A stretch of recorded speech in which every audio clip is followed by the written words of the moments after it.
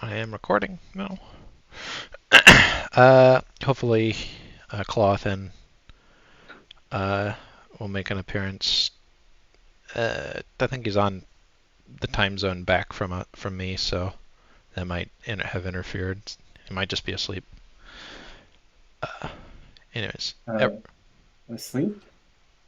yeah, it's a weekend. I had to mow one, but let us go ever onward, and because it's the only time I got. Anyways, yesterday was perhaps one of the worst days of your characters' lives. Oh, or maybe not. But it was a particularly bad one, as you were interned into the Spire, one of the most notorious prisons, for God knows how long. Several of you have already used the one meal credit you were given on dinner last night. I believe Indy has his still, because he was planning to get breakfast. And Meek was out of it, so he's still been clutching his bill feverishly.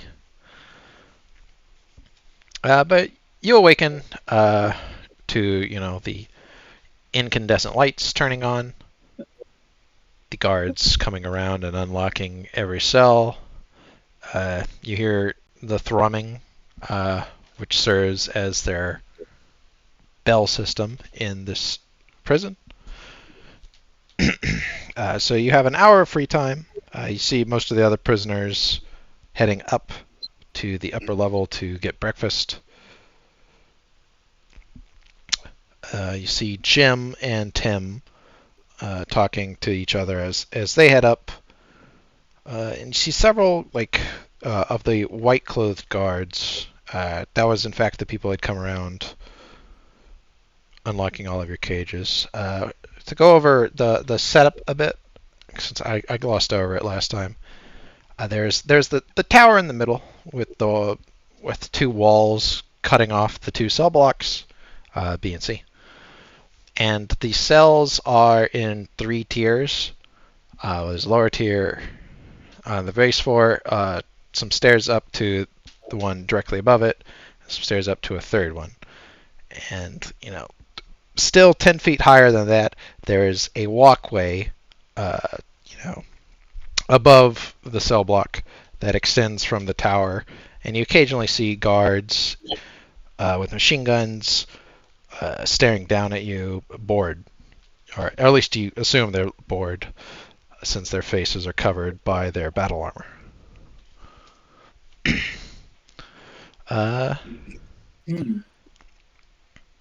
No Yeah. tomfoolery will be tolerated here, I'm guessing. Yep. And Andy, as I assume you're heading up to breakfast. Yeah, breakfast time. As you're heading up, you do notice up on the walkway one of the crewmen of the Barnaby's Folly, the one I had pointed out to you last time. So they're up on that level. Yeah. Yeah, he's up in. Is that? So he's all the way at the top on the little catwalks. But he does seem to be looking down at the prisoners. What's the sense motive in this game? Vibe check. Yeah. Look. So far, things have only happened to us. True.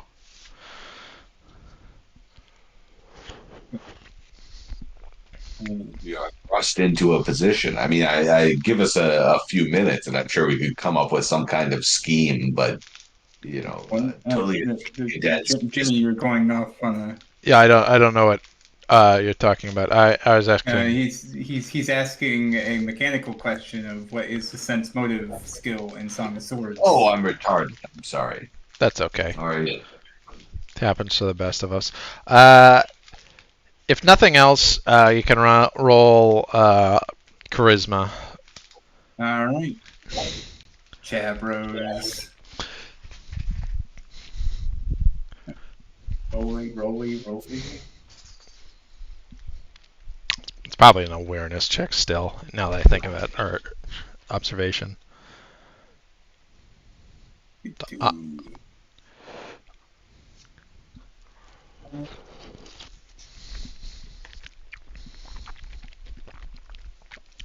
yeah. Do you have You could do it observation? on my sheet it says awareness. Okay. Well, you can roll that at with charisma instead of perception, since it's like it's a vibe check. That cool as hell. Yeah. So awareness would work. Yeah. This Is is that mostly. a skill in the book, or is it? Or It's was somewhere there. observation? Well, so technically you can. We're also doing the. You can just say, hey, my career, I dealt with people and vibe checked or something. Yeah. Yep. So yeah, I'm that my career. Yeah. On my sheet covers that. So, maybe I should learn how to roll. Yeah, so it's one of the Discord things. It doesn't automatically grab your /roll or whatever. You have to click it now. So 5 successes. Yeah. Okay. Easily. You can tell quite easily. So this is really only a roll for Indy because he noticed this guy last time. All right. Okay. Yeah. Sorry. I fucked it up anyway. Hey, it's better get the mess ups out of the way now, right? Anyways, so you can tell quite easily that he's looking for someone.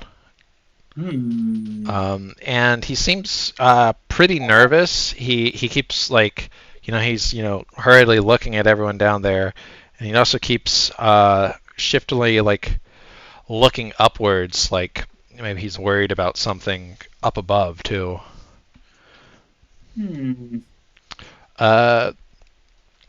All of you notice as you're heading upwards that you hear a low howling, like the wind outside, and occasionally hear things make a metallic thump against the outside of the spire. There seems to be some sort of void storm going on outside. Don't want to be out there. That's only slightly panic-inducing, but the spire has lasted this long, hasn't it? It does seem quite solid.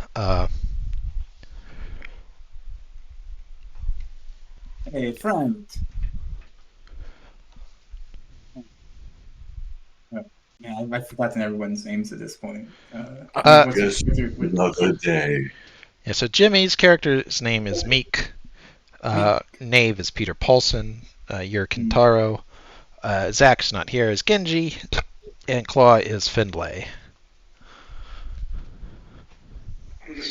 In fact, at this juncture, I will say out loud, my name is Tullius Meek. Nice to meet you.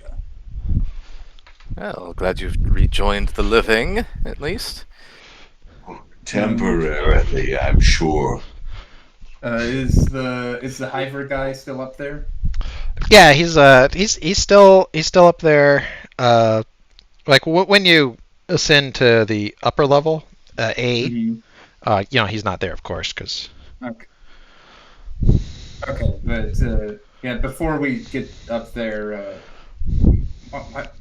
Nave, your character's name just Peter Paulson. Peter Paulson. Okay, it was too smooth.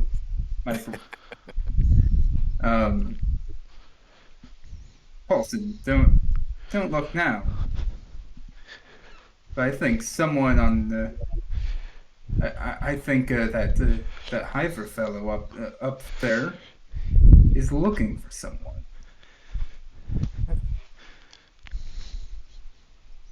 Whatever could he be looking for? It's not like Oh, that many people come and go besides, well, I suppose us. Keep an eye out on him. I think he's trouble. I'm hungry. Anyways, y'all walk up to the upper floor, and there's people getting in line for provender.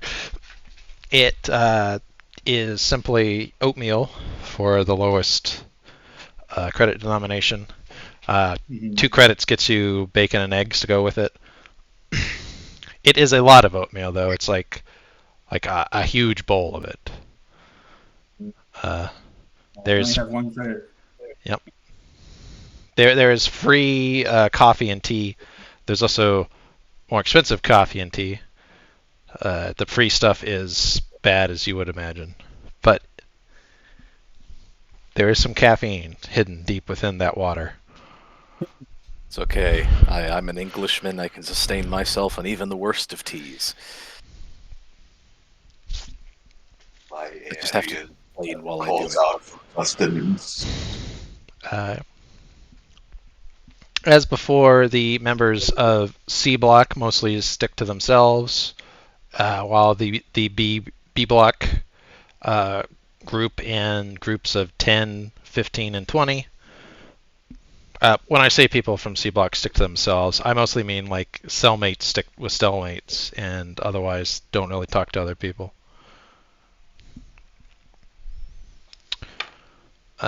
You see the cherries over there speaking their garbled, hideous tongue. You think to yourself, Peter Paulson. Disgusting. Is there sugar for the coffee? No. Is there like creamer? No, bastards. There is if you pay a whole credit. A whole credit for the coffee and creamer. I will do that. You'll skip breakfast, just the coffee. Yes. Fair enough. Yeah. The giant skinny freak. Fair enough. He nurses the coffee with shaking hands and goes over to Paulson. Thank I you. sit here. Thank you for watching over me. What the hell is wrong with this place? Well, that's a great question. I don't have a good answer to yet, but I'm sure we could make a list. I do like it. At the very top of it are those scum over there. Look at them. The Orientals. No, not the Orientals. Those cherry bastards. Cherry, what did I say? The Hun. The Hun. They somehow seem fit to colonize everywhere I go, even this goddamned prison. Well, I'm with you on that, if only because the creamer has gotten to me. I tell you it was a wrong thing. Well, let us make right of it. Soon. I'm not going to start trouble on an empty stomach. This tea is mostly stale water. How do you let water go stale anyway? This is just an insult. No, terrible. Bottles, I tell you. Taro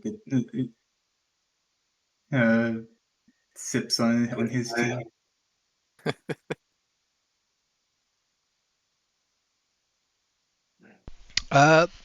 Breakfast otherwise passes relatively uneventfully. You can observe that the prisoners, the 11 that were put over in B Block, you can sort of see them as they are absorbed into their ethnic enclaves.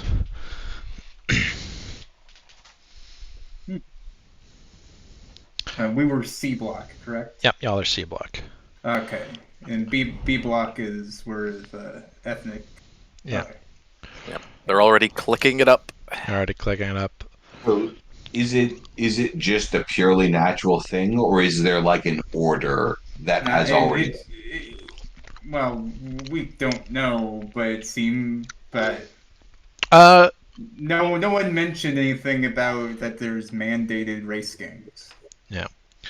Uh, I believe last time Finlay made a check to try to, reason it out and determined that the other gangs are responding to the strength of the Cherry Coalition. Right. It makes sense they would all get together. Yeah. Well, because everyone else in the prison hates them, more or less. Yeah. I think I speak Cherry, because the Holy Author guys all speak that. Yeah. But I will not associate with them. They're creepy.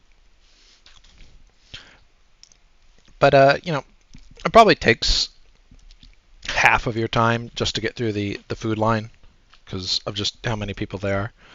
There's about, somewhere between 500 and 600. It's hard to count everyone. Is there a faster line in Bay? No. Man, Okay. There is a faster line, but it's like the 5 credit one, and that's just because no one goes there. Mm-hmm. And then it's literally like steak, eggs, bacon. That's the breakfast you get for 5 credits. Cool. Tasty. Pretty good deal. Yep. Yes. Uh, But it makes sense. Wasting people's time is the best way to control them. oh, yeah. But so you still have about half of your free time left. If you wish to talk to people or do some workout or hit the showers. What kind of weights are in the workout area?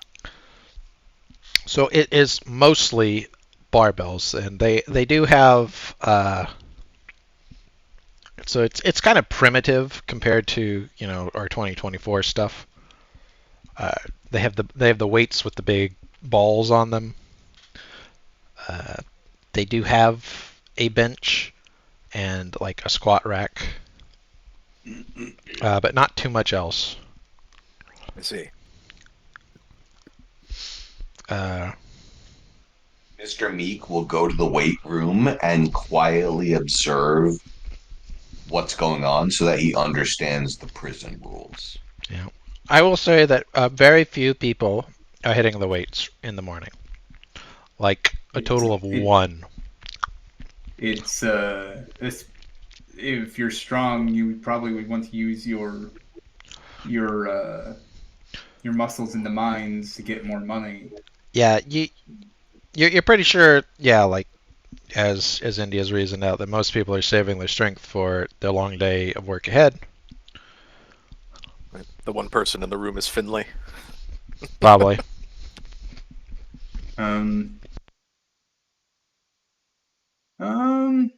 Jacked.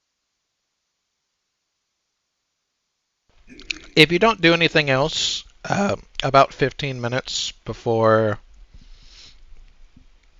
like the end of free time, you see several like white guards standing around on like small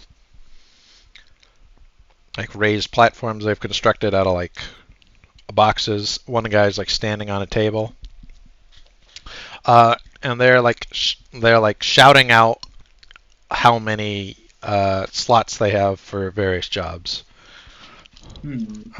I go up in here. Yeah. Remind me, which one pays the most? So like lab experiment one. So yeah, so you do hear all the pay scales. So the current one that's the lowest is going to be cleaning, and they actually only need like 20 guys for it, and several people who look extremely tired, like they've had a bad week, are like fighting to try to get those slots. The mine work you hear starts at 3 credits, and then for every load of ore, you get 5 credits to be split amongst however many people loaded the cart. Oh, So there's some, big groups could maybe load more carts, but have to split between more people. If you have, a Giga Scotsman, maybe you can just get by with few people. And there is, next to the final one is, a woman with extremely pointy ears. Cool. And every time she moves, you hear her feet go clunk ka-clunk against the steel floor. And she's whispering to the guards with them, and she says it's like we only need 4 people for experimentation, 5 credits.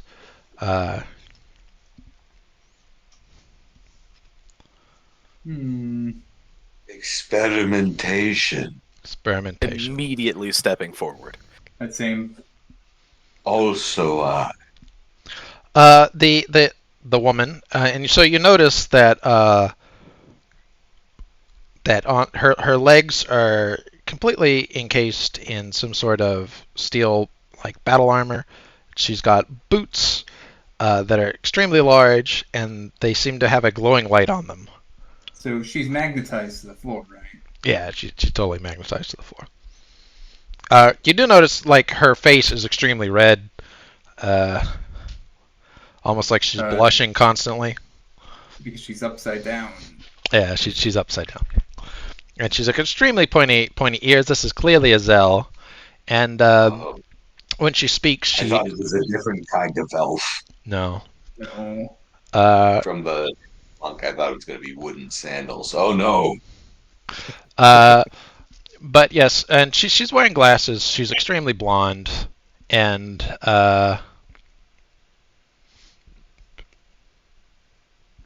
when she speaks, she has a buzzing lisp to her words.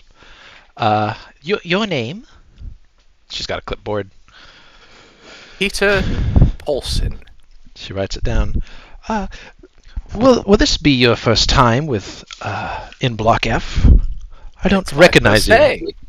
Oh, excellent. It's like I do intend to get around to all the first timers eventually. Oh. But I just didn't know that we were having a shipment coming in so soon. I must have lost track of time. She seems rather airheaded about normal stuff. She does seem extremely she's like checking you out in sort of like the way a scientist checks out a rat or a frog before a dissection. You can see like she touches like your arm, and you can hear her whispering like measurements as she like eyes you up. I only have half the symptoms of consumption. Yeah. And she's making like notes on her little notepad. You can't read them. It's like the worst handwriting you've ever seen. Oh my god. You're not even sure that's a language you speak. You hope not. Hope not. Oh man. But yeah, you have signed up for Research F. Does everyone else want to? Yeah, I go up next. Okay. Your name? My name is Kentaro Owe. Owe, Hinamoto then, yes? Yes. How's the Emperor doing? Well? Well as when I left. Oh, good. I've never been to see him. One day.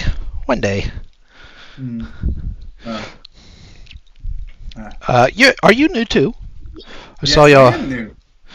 Ah. And I must say, I didn't expect to have them have quite as lovely staff members as you here.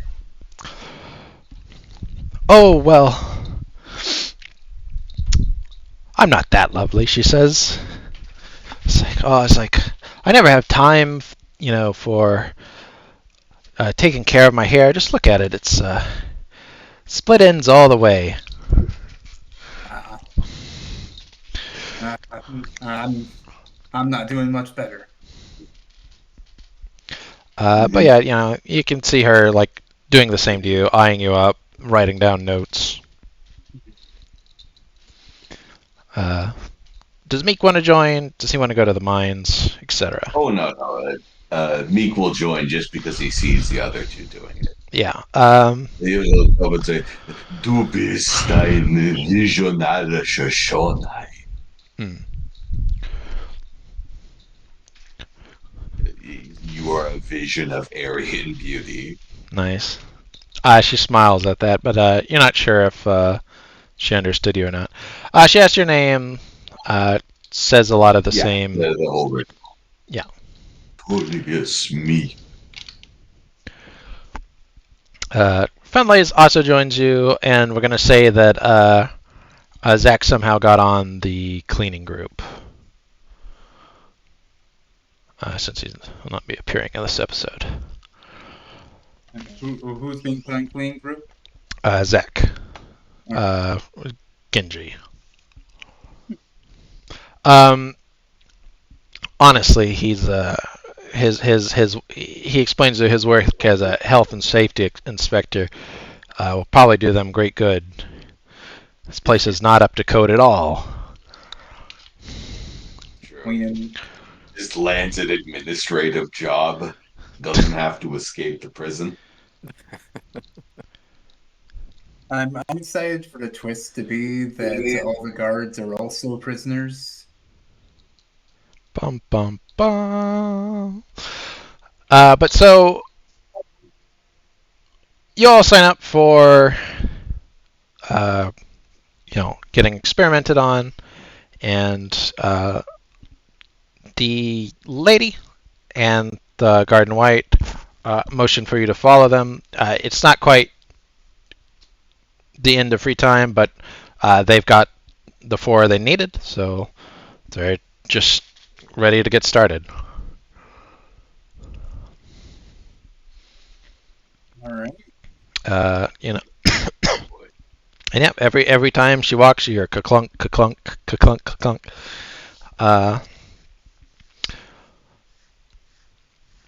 And they lead you over to the base of the Panopticon Tower, where before you had cited that there were several elevators. She pulls out a key, inserts it into a lock, and then and only then is she able to call an elevator. And you get on, and it's an elevator, but instead of the modern design with all the buttons, there is instead a lever. And so, Mine shaft style. yeah, mineshaft style. So the lever is currently at its top position of A, but you do see that there appears to be an unlabeled bit above where it could go higher, but there is a bar that is locked in place, so it can't go higher than A. You think maybe it goes to the very tip top so that it can unload things or load things. Since you remember the hangar goes to the top of the Panopticon. Like you don't even need to make a check. That's just pretty obvious. And then This lady has a key. Yeah. Okay. And below A, there it's B/C. And then it goes D/E. You've heard about the dangerous block.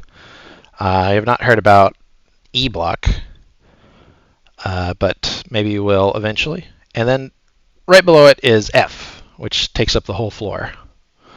And she pulls the lever down to that position, clicks a button, and the elevator begins to go.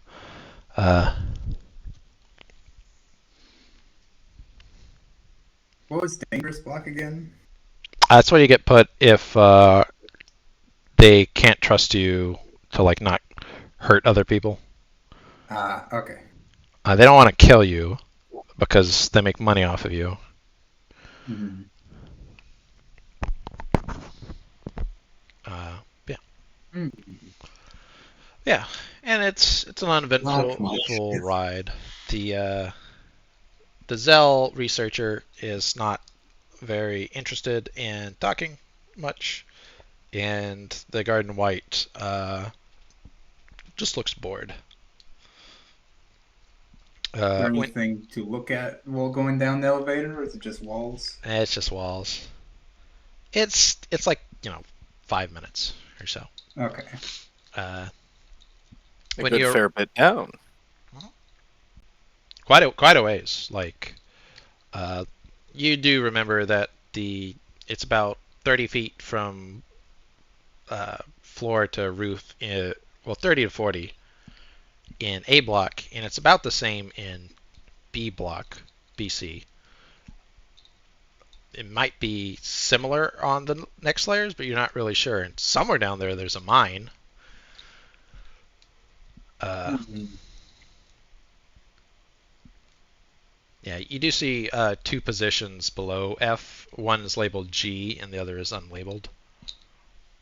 Hmm. Uh, and there were two elevators on the each side of the tower. One was smaller, like this one. You can only fit a handful of people, normal leveler sized. And the other was like freight elevator sized. Assumably the bulk of jobs people take each day are mining jobs. Yeah, like Okay. they weren't even uh, limited. Like they were just signing people up for the Uh, miners. were there also manufacturing jobs? There were, but you're not sure if those are. Well, they're clearly not an everyday one since you didn't hear them offered today. Okay. But that they exist. Yeah, That's what we know. Okay. they might have to do with them, you know, using some of the what's mined out of the mine, and Hmm. getting it to a next state. You're not sure. All right. But yeah, y'all continue down.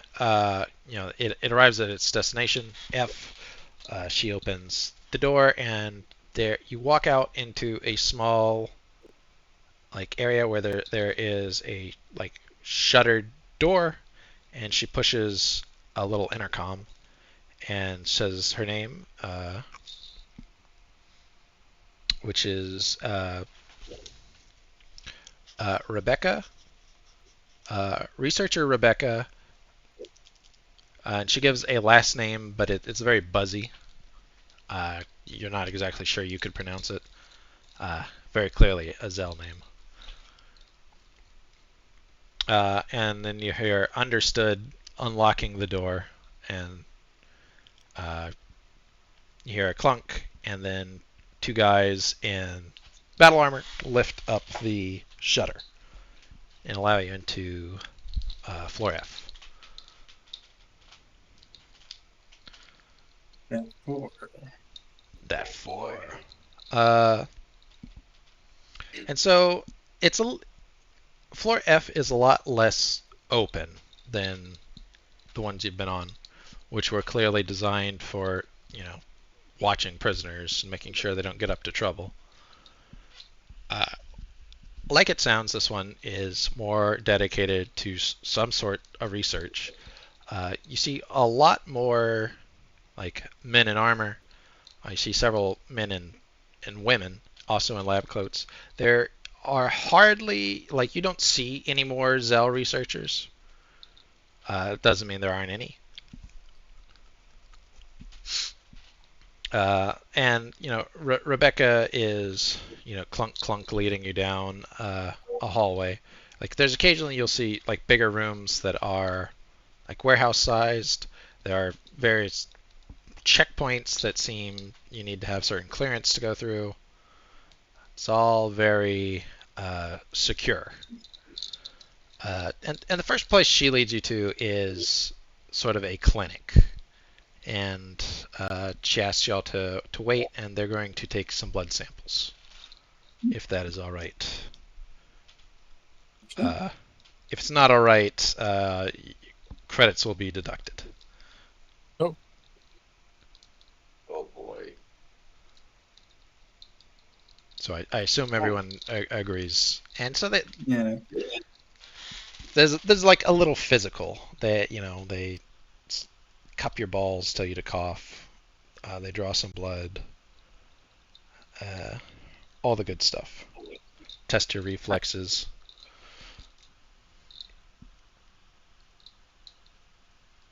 I need that, you know. Oh, it's just a tiny amount. You won't miss it. And it is. It's just it's like a syringe full.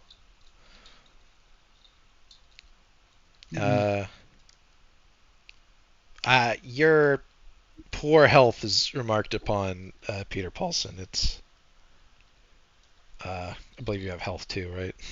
Yeah. Yeah. It's like, oh boy. You know, they hope it improves and that you don't like get a cough and die. God willing. You shouldn't skip the applesauce. But yeah, as y'all are being, led through the facility, she's talking about some tests she has for you to do. Very simple. Y'all are waylaid by another researcher as you are passing through a hallway with a door that has a very big viewing slit in it. Waylaid. Yeah, so this researcher's a short man, 5'4", short clipped hair. He has a burn on half of his face, and part of his hair doesn't grow there. Researcher Rebecca is I need your prisoners right now for a situation. There is no time. It's like we must deal with this immediately. And, she tries to say, oh, they're for my project. You can't use them, but this guy clearly outranks her. You see a little name badge, and his name is Doyle O'Brien. Oil. Anyways, you're taken. You're taken from him, and he takes you over to the viewing slit, and he's just like, listen carefully to my instructions. The last 4 did not. And you hear on the inside, please help me. Oh God, my eyes hurt. Please, God, help me. And he opens the viewing slit. Inside is a steel room, same as the whole place. They really only know one material here. In the center of the room, if you remember your dream, you recognize a particular statue standing on a pedestal. Coming down from the pedestal are gutters, and the gutters lead to the corners of the room where you can see black goo pooling. In the room are 4 people. 3 of them are dead. The final man is standing near the door, and you can only see the back of his head as he cries out for help. He's like,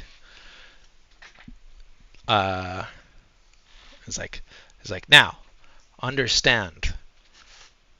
Do not turn your back to the statue unless someone is looking at it. It's like, always, someone must be watching the statue. It's like, do you understand? It's like, it's like you must watch it unblinkingly. You may switch off. Watch the statue. Watch the statue. It's like, Not even a blink? not even a blink. It's like, the man inside has been staring at the statue non-stop since the other three died.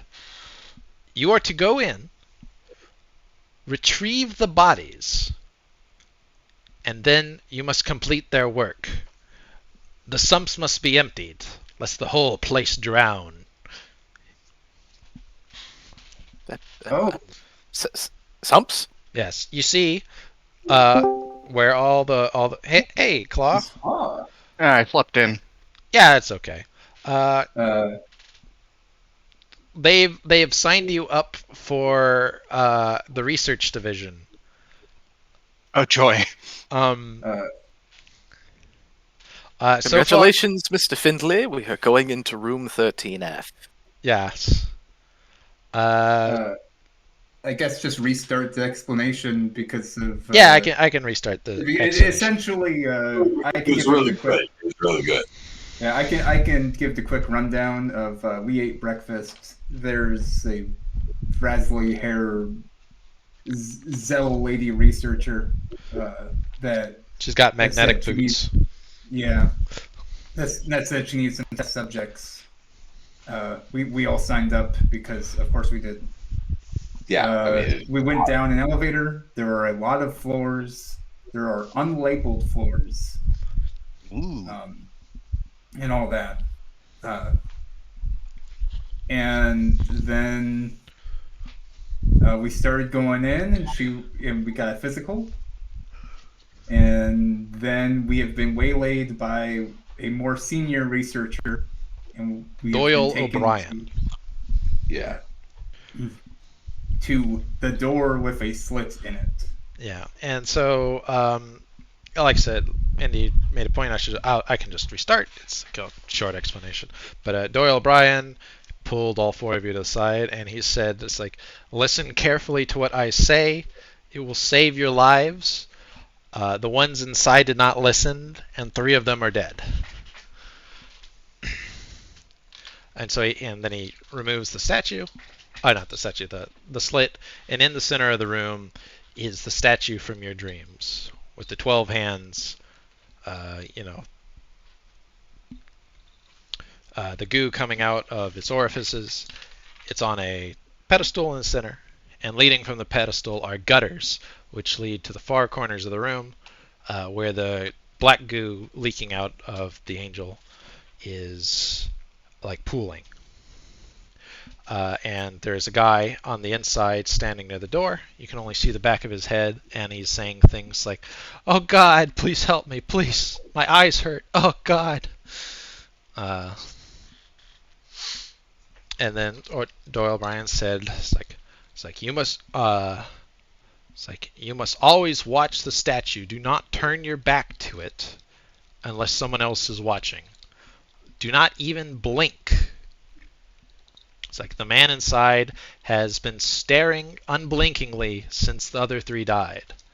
It's like, my job for you is to go inside, retrieve the 3 bodies, and then complete the job they were in there to do. You must empty the sumps, or the whole place will flood. Eventually. But yeah, to remind you of the statue, it's a roughly human-sized statue of a woman. You can infer that because she has breasts, which are covered by hands. She has another 5 sets of hands, one over her eyes, one over her mouth, one over her ears. You can see, you can't see anything with the ears. She has another pair of hands, one covering the front of her crotch, the other her rear, and then she has a final set of hands that is held wide as if in greeting or in a position to hug someone. And from all her covered like orifices is leaking like black goo, which runs down the statue. Anyways, and in the corner near the stumps, you can see like big buckets and like shovels, and that you can infer that that's how you're supposed to get it out. It's a good thing I had my coffee. Is there like are there any obvious like places to bucket it into? Like it's the tar, right? Yeah, it's star. Okay. Yeah. Yeah, Is there a place to bucket it in? Yep. Yes, how will we be emptying the sumps? it's like you are to take your shovels and to shovel it into those buckets. You will then hand off the buckets, and more will be brought until it is empty. Oh.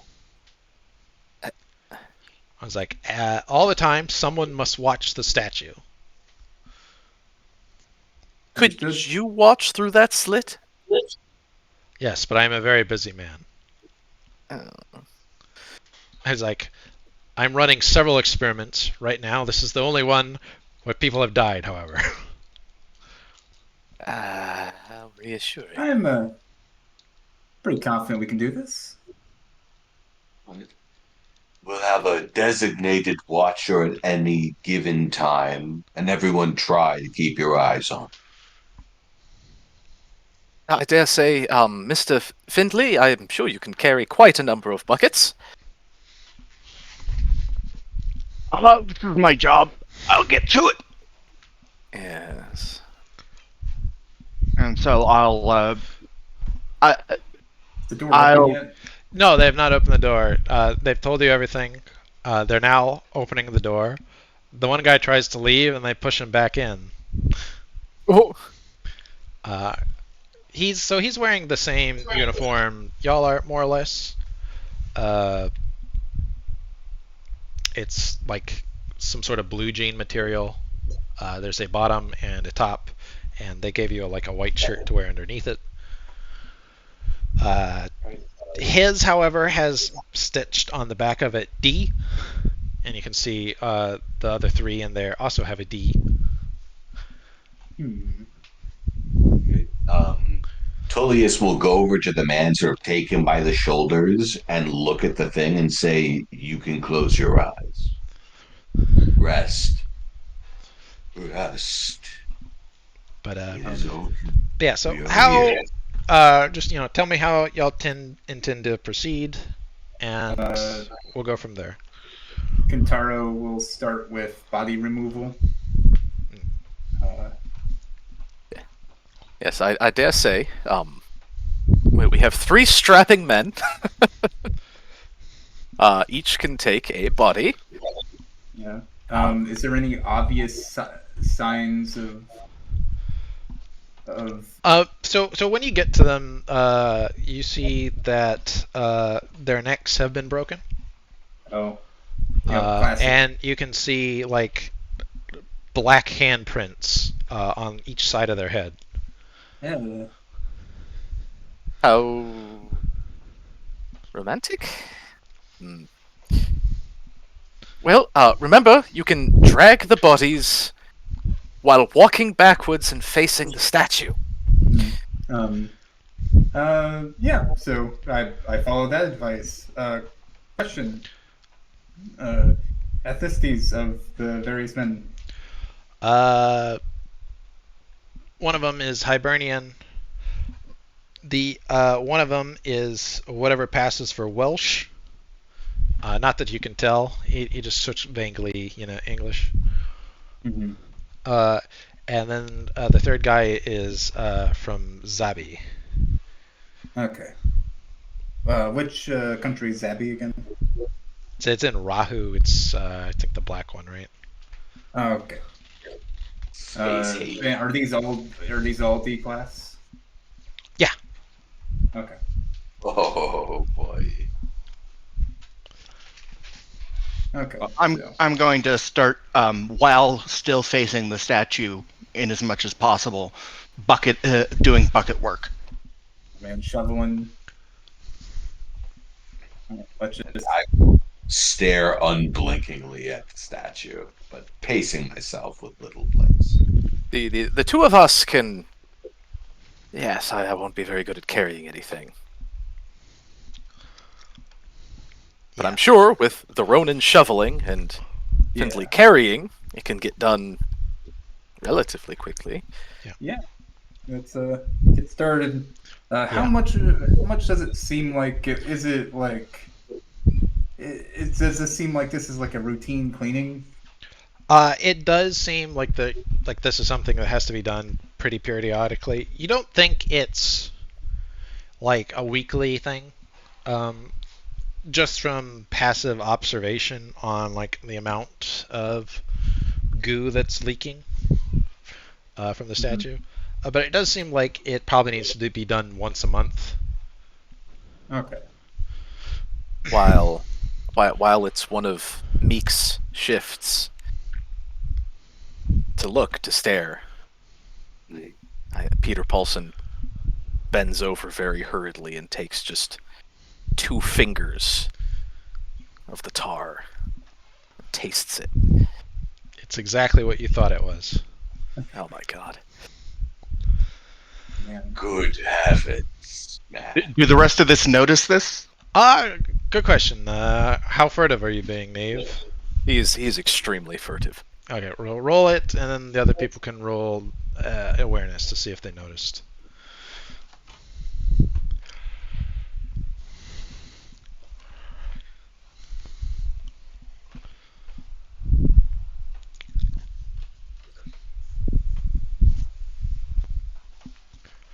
Okay. Yeah, that's pretty I've rolled. That's pretty furtive.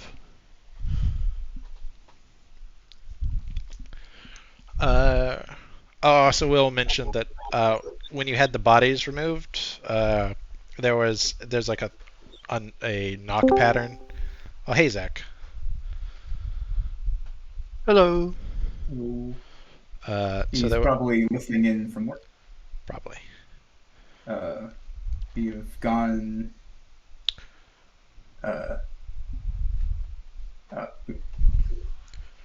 We have gone into.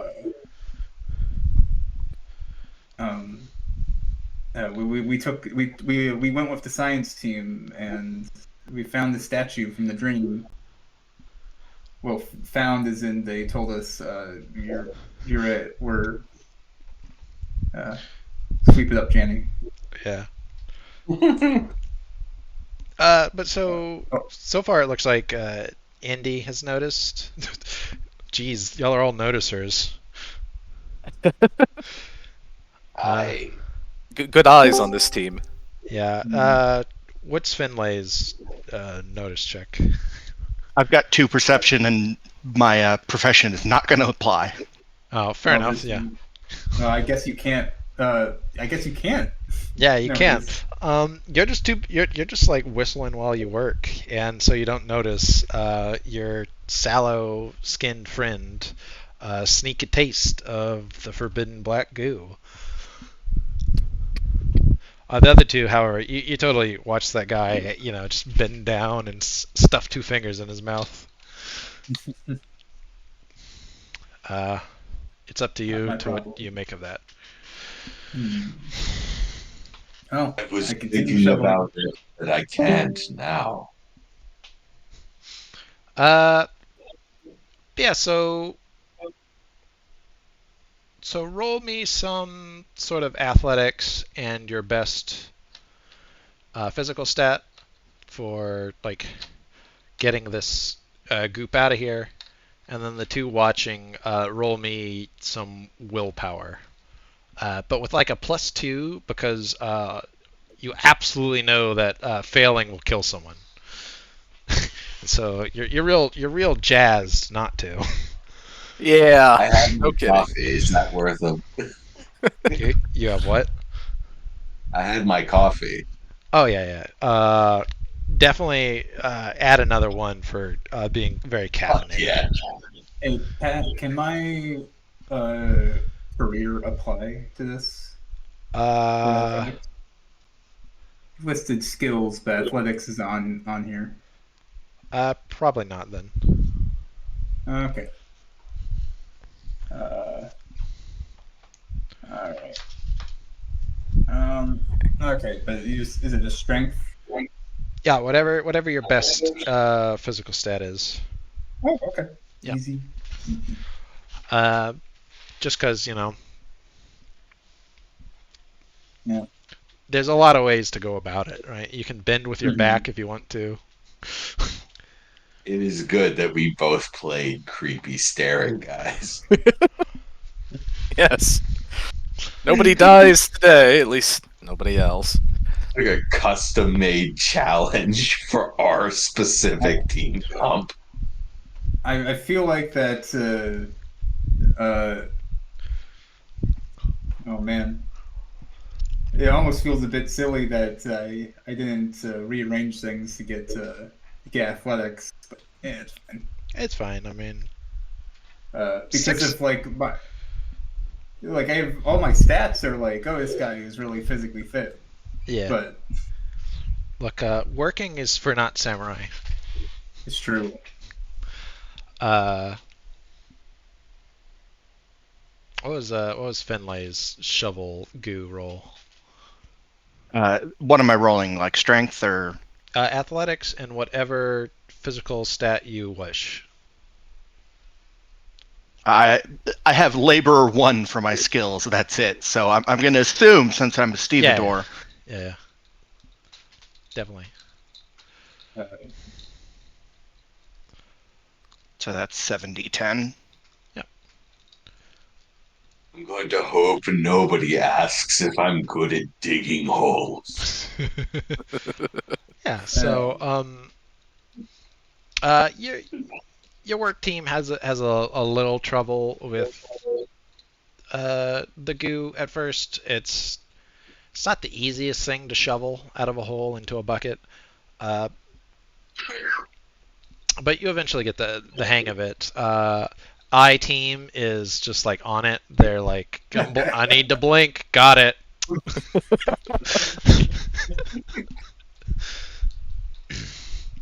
uh, the other guy that had been in there, he like takes a pretty long break, we'll call it. But he does start to help you after like Once he gets all of the floor sobbing out of the way. yeah. Yeah. And so it takes y'all total about 2 hours and ooh. 8 buckets. Are these like home improvement store size buckets or like? They're a little smaller because they're each of them's like handmade, not plastic. It's all Hmm. just metal buckets. Okay. But yeah, they each hold like 2 or 3 gallons. Okay.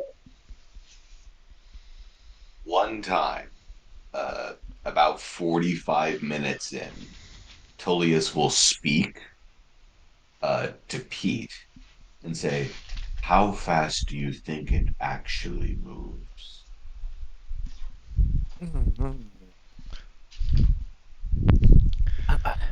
It's not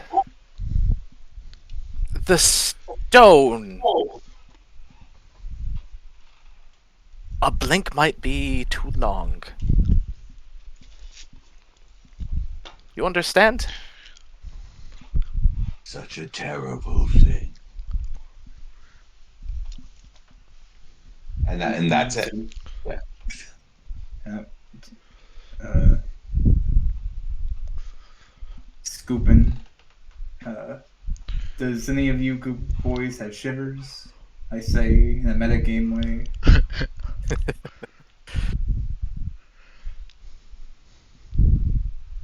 Or does Pat do the you? Well, yeah, I he mean, got no shivers one. for you. I don't roll it for them. People have to ask. Okay. Yeah. I personally think it's a bad idea to try to do what I'm doing while in the murder room. But I don't know. Maybe Tullius will have an easier time of it than I would. I'm lost. What? Shivers. Yeah, Oh. I don't think I. Oh, yeah, do I have shivers? yeah. I do. Yeah, you have the lowest level, which is Okay. perception Should I at do this? TN7, I think. I think that's just.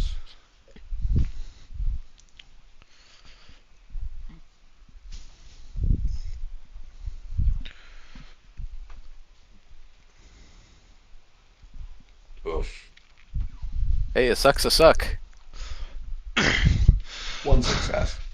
Like the hair on the back of your neck is standing up, and it it only tells you one thing: blink and you die.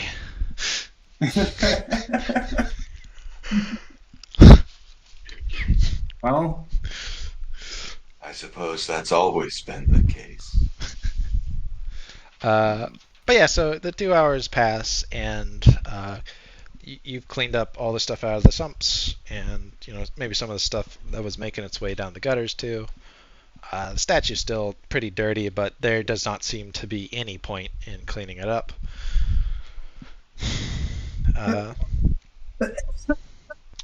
And you'll slowly start to exit the room with your shovels. I'm assuming basically the way you do it, which is like the smart way, is like everyone's looking back at the statue except the person leaving, mhm. and then the next person turns around and goes, etc. Yeah. And so, as luck would have it, all of you have made it out of the room. Peter Paulson, you're exiting like the room last, and the guy who was already in the room, you can hear him like starting to walk backwards Oh, to follow. yeah. Did he slip? He slips. Uh, Oh. so Peter, you hear an audible crack behind you, and time slows down. You can feel a chill, and cold hands touching you, but you hear a voice in your ear. I have. It didn't actually pick me up when I was trying to whisper, so I'll have to actually just curse you, noise canceling. But yeah, so you hear a whisper in your ear. Answer my 5 questions and live. What is it? What is up? Down. And you believe it. What is forward? Back. And you hear like another like sigh of ecstasy almost from behind you. What's the next one? What is love? Hate. What is war? Peace. What is good? Evil. And you hear it's like you are not the first to answer all 5, but you're the first to have believed them all. It's like, you may ask me one question. Where is the greatest sword in the spire? You don't get any words, but a image is seared into your brain. Let me type it for you. It'll be a minute. And then, in addition,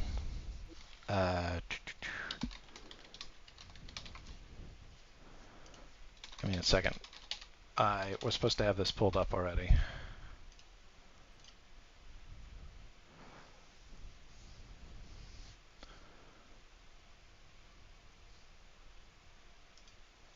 Yeah. Anyways, afterwards, like time like unslows. You feel yourself breathe, and you hear like the shouts of everyone else as like people like peer around the door. The guy behind you's dead. Around your neck are two handprints, but you remain alive, Peter Paulson. My own hand goes to my throat and clenches it.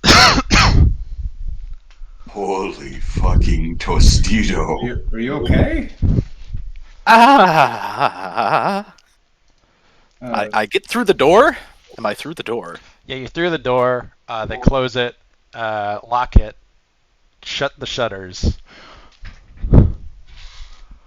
After a moment, Tullius will turn. Is the guy who was doing the study here?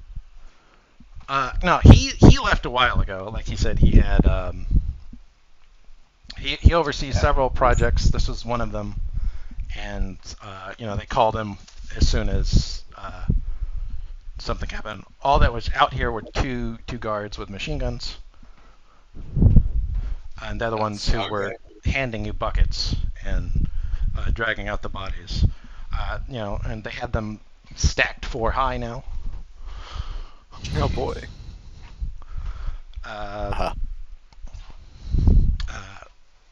Rebecca is out here, and she's like sees y'all, and y'all are all like y'all are pretty covered in like goop. Yeah.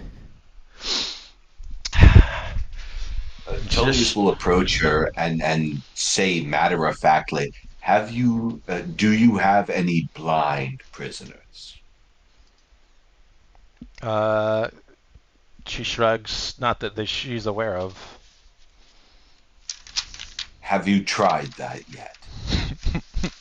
No, but she does note it down as an interesting avenue of research. I Sorry. believe you would potentially sentence a blind man to uncertain fate. I'm just trying to help.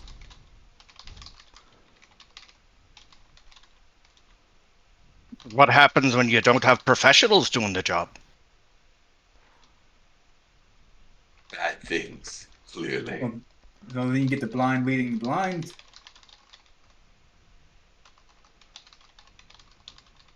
Maybe she's just shy. Hmm. Sometimes you don't need eyes to see. Still Wow. rubbing at his throat like a crack addict. That's the Oh. creepiest thing you could have said. Well, but Rebecca, where were we? it's like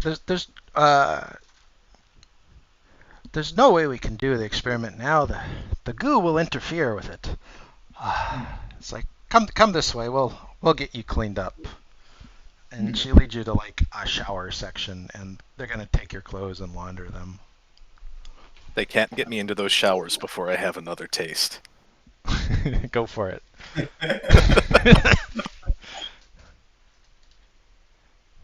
Man, does he get set? Only room for one weird creep in this party. Damn.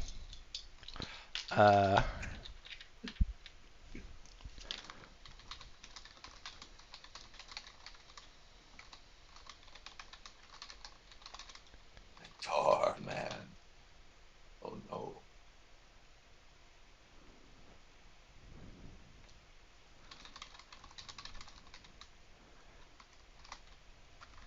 I had some questions I wanted to ask that guy that died. Shame. Yeah, we probably should have gotten him out first. That would have been a smart idea. We were good at smart ideas, we wouldn't be here. I think I'm plenty good at smart items. Possibly, I blame the cherries.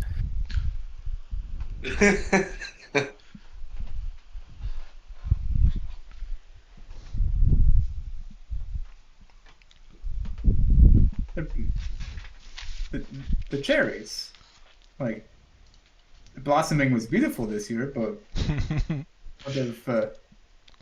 what about it? What, is there another war? The Kyrenites caused 2. Things were so nice before then. But yeah, Do they have showers cherry are pretty. trees in Iron? The showers are pretty small,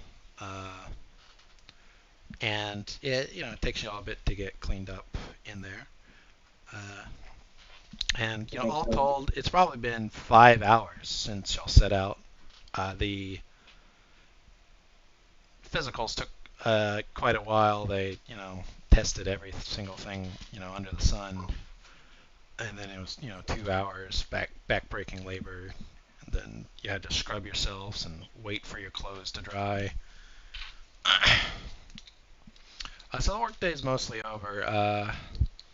You can see that the researcher lady is quite flummoxed about this, but she does have a solution, and so she takes you into another room, and there is a ball in the center, and she asks y'all to each in turn touch it. Touch. Just touch it? Yeah, hold it, and then she asks you a question. Touch. What is at the center of the void?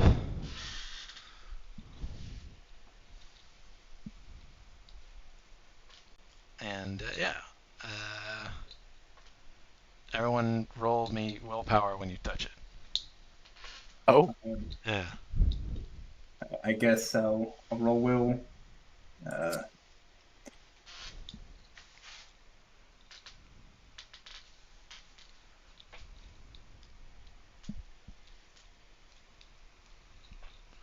1 success. Fuck. Wait, no, 5 successes. Yeah, Sorry, you got 5. I misread. Yeah. Indy nailed it. I'll wait till everyone's rolled.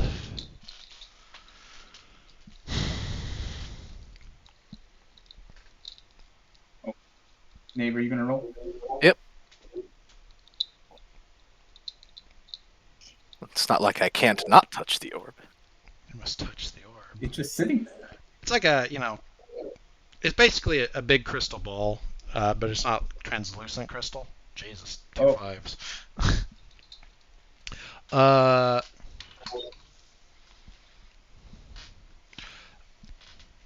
Anyways,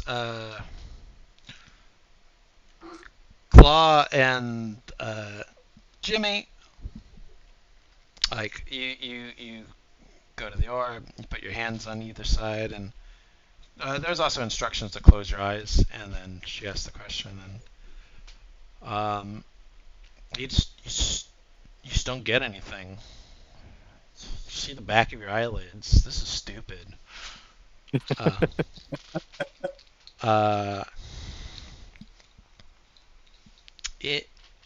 So Indy, you touch it, and you see it. Okay, so both Nave and Indy sees it. I was gonna give you different descriptions, but that's too much work. It's blindingly bright, but you can make out a giant eye as it, and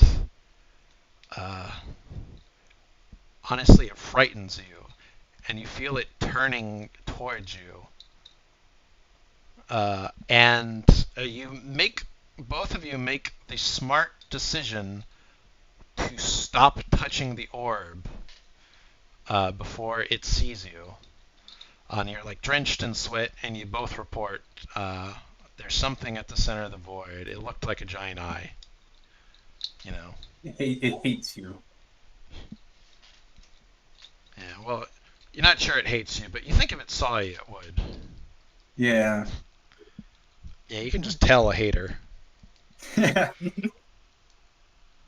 It, you know, know one when you see one. Well, I guess I should ask if y'all tell the truth or if you lie about what you saw. No truth.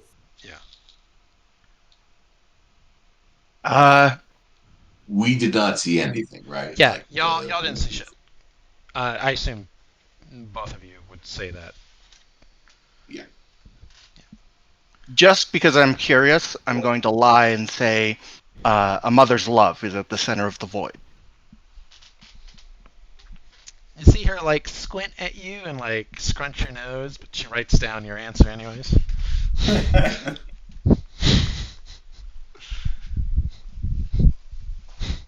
I tell the truth. Okay.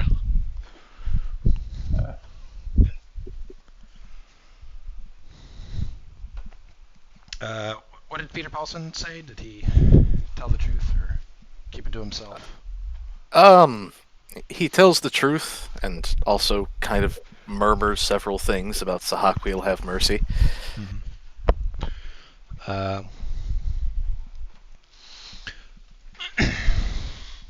but yeah, she has a couple other like tasks for you, but they're all pretty mundane. She gives y'all some puzzles, sees how long it takes y'all to do them, writes those down with all your physical notes. Puzzle Bros. And then your day ends, and they shuttle you back up to the top floor. About 10 minutes early, but they didn't have anything for you, and the guards don't really hassle you for being early, since they know you came from floor F, and those guys are scatterbrained, can't get with the rest of the program. Running a prison, damn it. Do we get extra tickets for our special job? No. No. Bastards. Yeah. Hard out here for a working man. Oh. So it occurs to me, and so this is a slight rewind. Would any of y'all have tried to see if the bodies had tickets on them? I would have checked the pockets on the guy that I was carrying. Okay. You would have found on the first three, like 6 tickets. Between the 3 bodies. Yeah. So I'm just going to assume that there's 2. Yeah, two. So I'm just pocketing the 2 that were on the body I have. Okay. But I guess I wouldn't report it to the group. Because like there's guards actively watching. But yeah. Otherwise, yeah, y'all are flush with cash, or its equivalent, anyways. I'm going to refuse any tickets from the dead. Okay. Yep. All right, I'll take them. Shit, sure. Go for it. You got them. They're yours. But yeah, y'all are 10 minutes early, and they're kind of already setting up for dinner. So y'all can be first in line if that's what you wish. True. Yeah.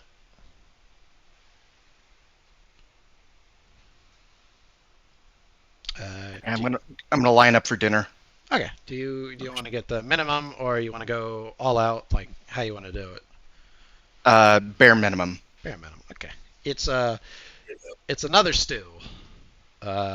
Chicken, you think this time? They put a little spice. You can really taste that half a teaspoon of cayenne in the whole pot.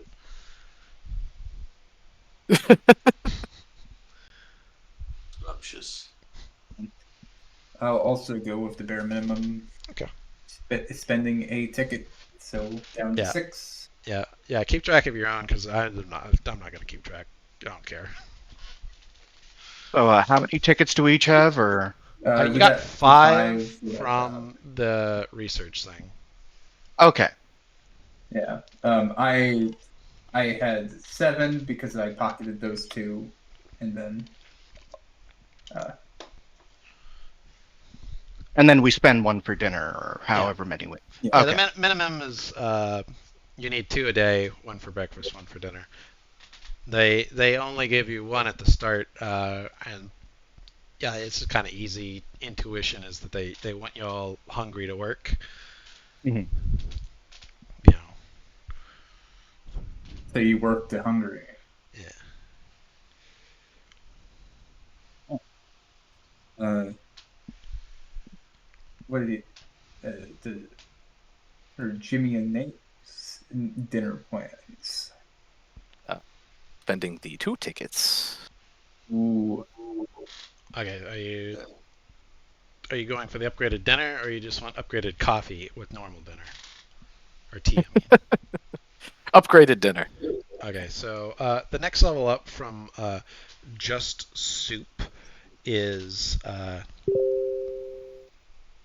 they give you a they give you the soup, and then they give you a whole loaf of fresh bread to eat with it. Oh, Yeah, it's a rustic loaf, so it's like brown, but hey, it's hot. There's even some butter. we love hot bread. Yeah. And you think it's really great with the stew because you can mop it up and really brings it all together.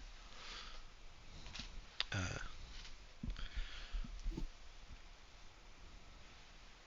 and y'all already saying that need as people start to file in uh, the miners 49ers,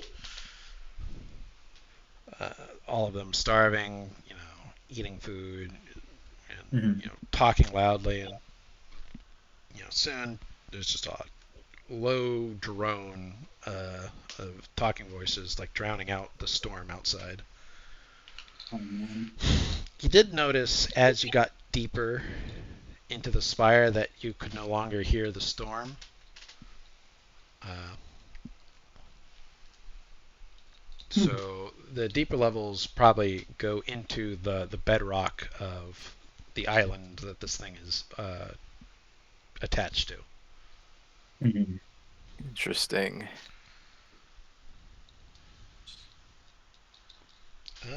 Yeah. Do y'all want to talk to amongst yourselves about anything, or do you want to talk to any of the other inmates, or do anything with your rec time? I'm gonna So, ask the rest of the crew. So, what do you think that? So, what do you think that statue was?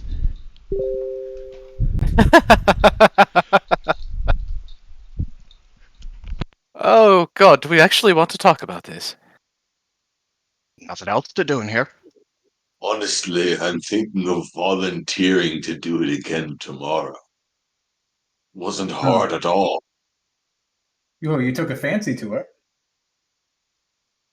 And not really my type, uh, Mr. Oh, Obe? yes. Yes. Not really my type. Too leaky. Mm. How I like them. Weird.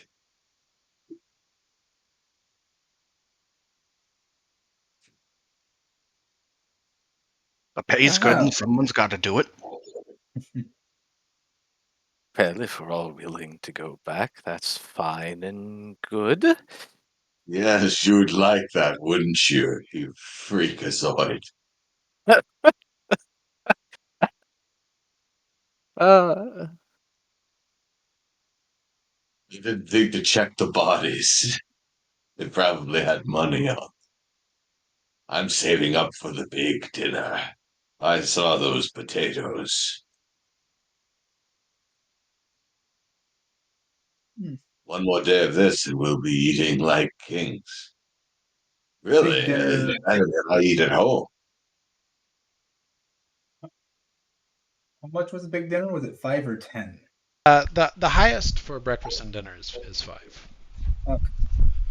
Yeah, I'm one away. The How much is freedom? What, 10,000? yeah, let's call it 6,000. 6,000? Okay. Yeah, this probably wouldn't be too hard. We should start a betting pool on our own survival Hmm. The in Deadpool the is. statue chain. But as the someone thought of, it probably doesn't need to be done all the time. Just it's a Yeah. once a month thing. Damn. Yeah. Just cleaning out the old tar pit. But you did You ready? you do remember from the orientation that the warden said if you got into D block you wouldn't be allowed to work. But Uh-oh. it does Uh-oh. Where'd you go, seem. Pat? What was that? You You disappeared. cut out real hard there. Oh sorry. What was the last word you heard? It's over. You were mid-word, so my brain didn't get a chance to Damn. subtitle it. I was saying in the orientation with the warden that he said something about not letting D block to work, but you did discover that apparently The D F block block, does work. yeah, apparently F block can override it and let them work in extremely dangerous. For the kill you instantly tasks. Yeah. Uh, Um, and you think to uh, yourself that there's so probably a how good does, reason for that, because literally y'all were the only 4 people who went over to sign up for the research block stuff. Everyone else was like, that shit. Nuh-uh, you ain't getting Like- me down there. They're not eager to die. Spooky shit seems goes like what down this there. is.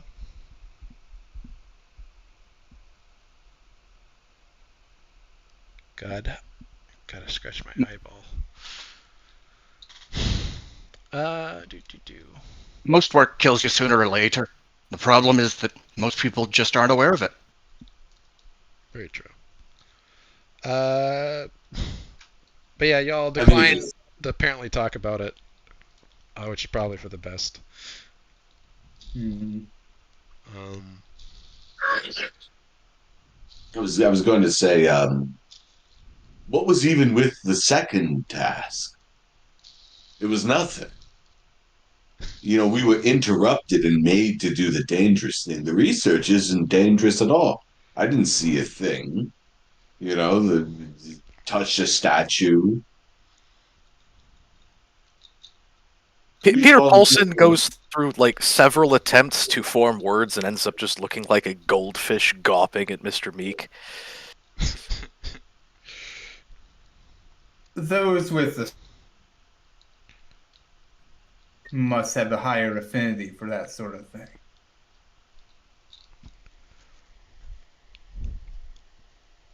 I saw something. Oh, Something terrible. I saw something too, but I lied about it. That's not rude to do to the nice lady. spooky. Fortunately, I'm slipping into just accent mimicry of whoever. hmm. You're doing great. That's languages 3 for you. Something. Yes, Do, do, and do. I'm starting to suspect there's something magical about this place. nah.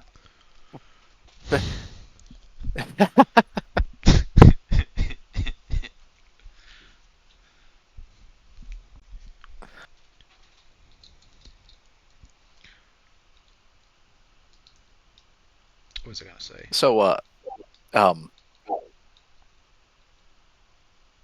Yes. there's no like.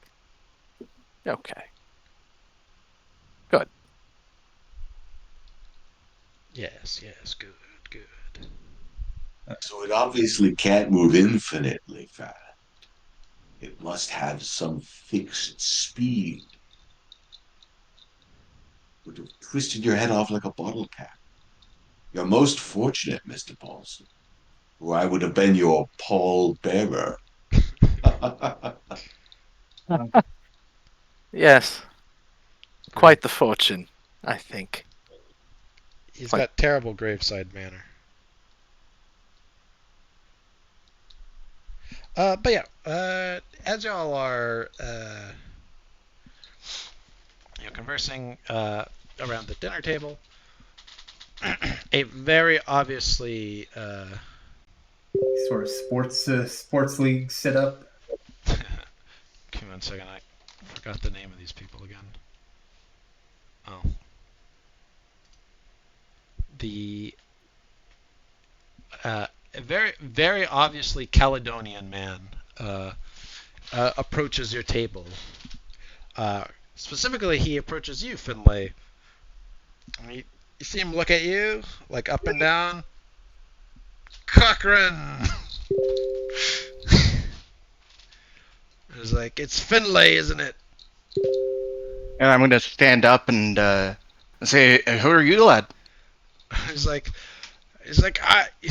you don't remember me? I was like, I'm your mother's second cousin twice removed. I was there when you were born. Come here, son. And I'm going to give him a hug. Yeah. I was like, what you do to get here? You know me, gun running. They got me. They did. And, you think to yourself, this guy's name is Dudley.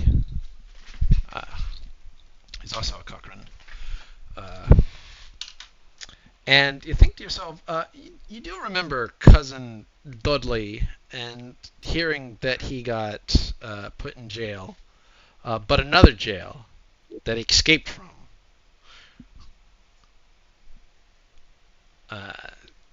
Which sort of is why you can intuit that he's here, is that he's a known, like prison escaper, right? Yeah, flight risk. Mm-hmm. Well, it was one good night or a bad night, depending on how you reckon it. I might have assaulted Dominic Shaw with a claymore. Good old Lord Speaker of the House of Lords. He deserved it. He truly did. You kill him? He survived. Shame. Real shame, that one. But you'll get him next time, I'm sure. Oh, bet your bonny hat I will. It's like, where you been, though? I haven't seen you down in the mines. It's a place for a real Caledonian. Put some hair on your chest. I'm sure you have plenty, I've been blood and all. I've been working on the docks, getting things to and from the ships that come in and out. That's good work too. No, but I meant here. They have a big they get us all together, both B and C, and I would have seen you then. For sure. I just arrived. Just yesterday. That explains it. I weren't feeling too well myself after work. I just went right to bed. Well, I got these lads with me here in the same cell. They're good folks. It's like Not at him. he looks at you all, and if anyone wishes to roll me observation or awareness, with charisma to psychoanalyze this man. Oh, man. The Scotsman said car plus awareness. Yep. Holy shit. That's a lot of dice for 3 successes.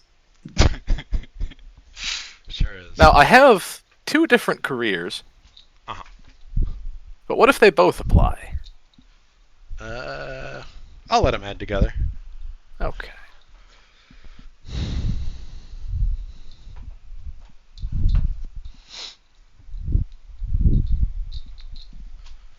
Oh boy. I I was setting this as like RS3. Oh, okay. So y'all all passed it. This man is racist against everyone who's not Caledonian. And even some of them. Oh, You're not. okay. You're pretty. Andy can tell that much. The people who rolled higher can tell. He doesn't even think well of Caledonians that aren't Cochranes or some of their, other relatives. Contentious people, these Caledonians.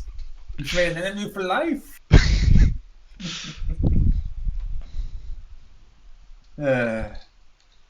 I sit there and very Englishy. Yeah. You can see the pained smile because he did shake all of your hands. Yes. You can see he forced himself real hard to shake yours. What with your 5? But he did. He went through the proper rituals. He can control himself. And so, Dudley takes you aside, Finley, and says,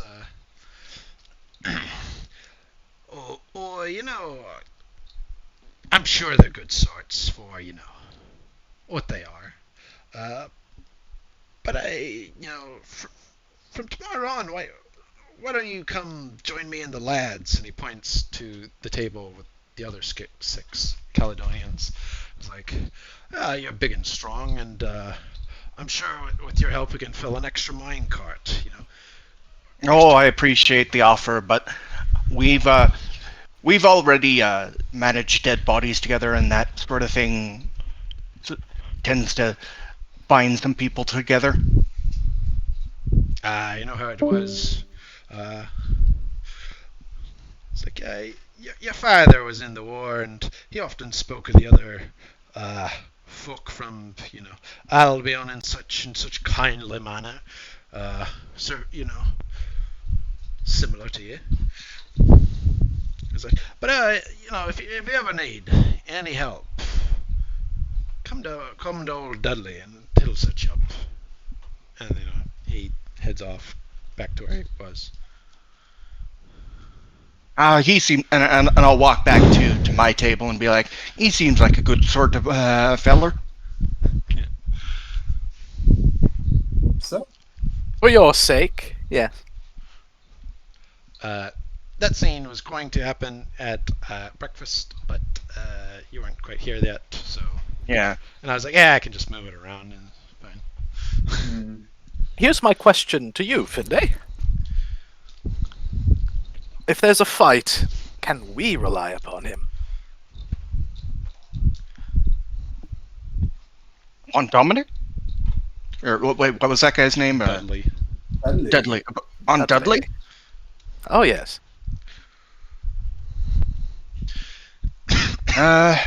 He seems the kind of folk to take care of his own more than anyone else. I see. So as long as you're there, then. Oh, his heart's in the right place, but some people's hearts are bigger than their brains. I should know. I'm often one of them. I know him. He's me. But yeah. We've been without trouble thus far. Perhaps if we just keep our heads down, no one will bother us. The rest of dinner passes uneventfully, and you can do whatever you want with your rec time. Talk talk to anyone.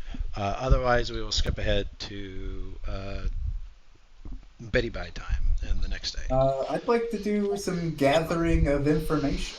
Sure thing. Roll it. Tell me what you're asking for, and I if you're am asking anyone in particular. I am trying to get information uh, I'm trying to get information about D level, and if anyone has gone there or if anyone ever comes back. Sure. 5 successes. Okay. Yeah. You ask around, and you get a number of stories. You learn some stuff that you've already found out.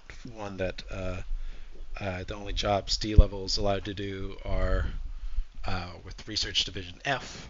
Otherwise, they just get the normal meals with nothing extra, which is sometimes just enough to survive. But so some people talk about like the horrible rumors they hear of things that happen to them. But on the second part, and generally the way you get down there is by starting a fight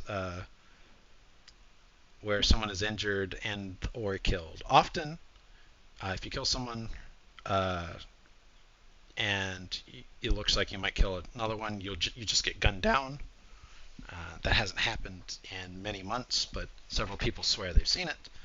But other times, if it looks that you're in no danger of wounding or killing any more of the prison's uh, you know money, since all of y'all are earning the money somehow,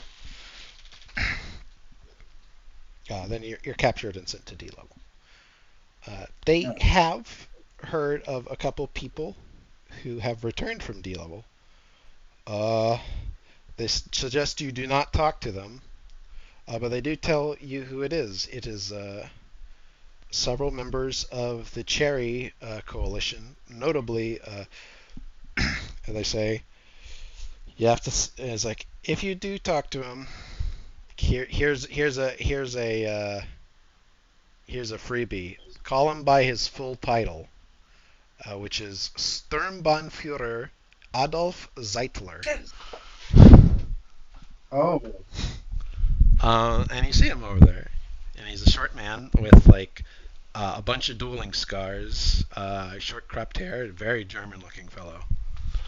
And he's still wearing the same uniform as all of you, but somehow he has managed to acquire or get back from the guards his cap, which he proudly wears.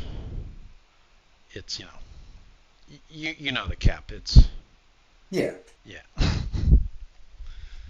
it's the cat. it's the cap. With the All little right. the little spike on top. No, not that one. That would be even funnier.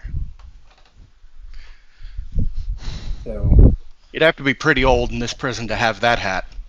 Yeah, no kidding. uh, so, well, that's good to know.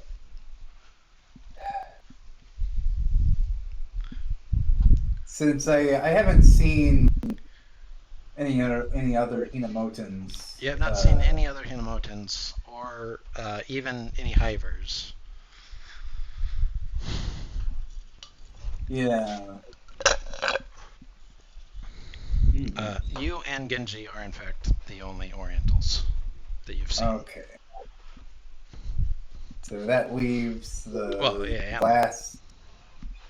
the Okay. crewman guy who I mentioned, but Yeah, that doesn't really count. that's being sus. Okay, well, I will. Hmm.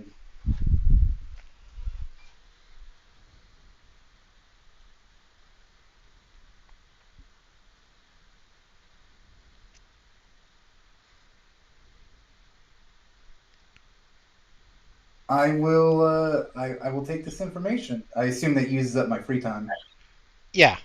Uh, Yeah. Okay. you have to talk to a bunch of people and listen to a lot of like side stories and coax stuff out of them. A bunch, all these prisoners just love to talk because there's Yeah, like they're nothing to just do. killing time. Yeah. So. Uh, and unless anyone has anything else they want to do, you find some way to while away the hours, and then it's Betty Bye time. I'm gonna go spot guys on the racks. Nice. Yeah, the Caledonians probably come over, and you'll have a nice little workout session. They probably chide you to greater and greater feats of strength, etc. Mhm. Just hanging out with the lads. Um, I don't imagine we can convince Kentaro to share the product of his schmoozing. Well, he was going to mention it. I thought that it was taking up my entire time. Yeah, well, then we go back Like, to our cell at the end of the day. Yeah. Yeah.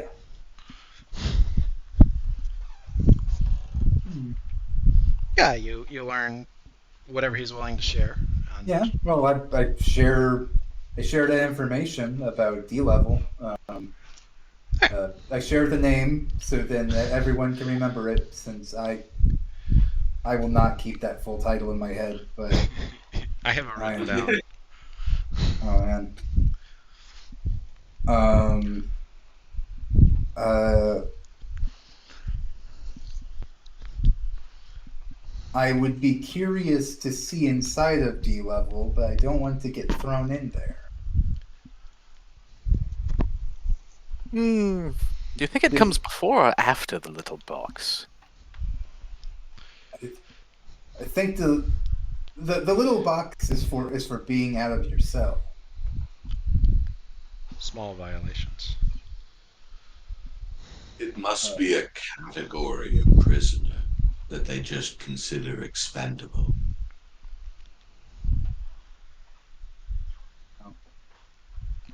Maybe that's where they put the kitty diddlers. It's the it's thief are dangerous. So if they cause if they cause any fights that injure or kill people, uh, that's how you get sent there. Hmm. So, Might be the kind of folk they need to keep away from the other prisoners in case the prisoners themselves might want to take justice into their hands. maybe I do know something. I do need to talk to this cherry guy. Whatever for? There's someone here has done a great injustice to me Ah. from my homeland. Oh. And you know they're here? They're here. Hmm.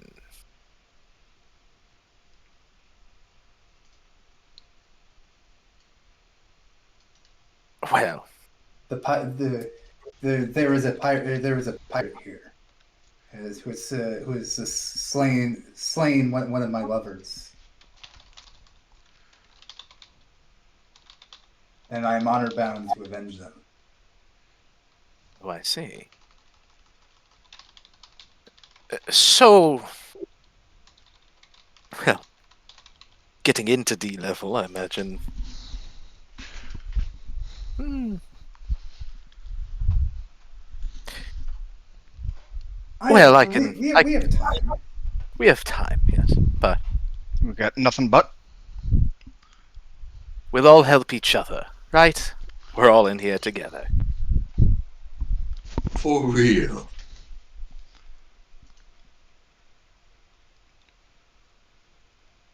Pirate. Good Yes. heaven. I guess we're in for a pound. Might as well hang for a sheep as a lamb. They might refer to him as the Pirate Prince, even. He's no good. Good God. Well, I suppose we do have nothing but time.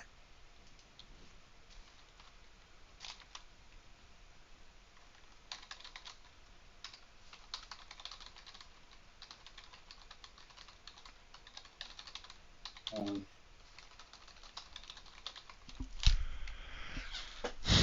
Okay. you hear of anyone named Tojo? Let me know. Told you. I'll keep an ear open. I'm not very good with names, but I'll try. But yeah. I'll make sure to not get any of you in trouble, I promise. But yeah, y'all exchange your information as y'all settle into your bunks. The guards come around, lock all the doors, turn out the lights, and there's just the lights from the inside of the tower to illuminate as y'all fall to sleep. No. Regardless of whether anyone's near the wall or not, there are no strange spooky noises.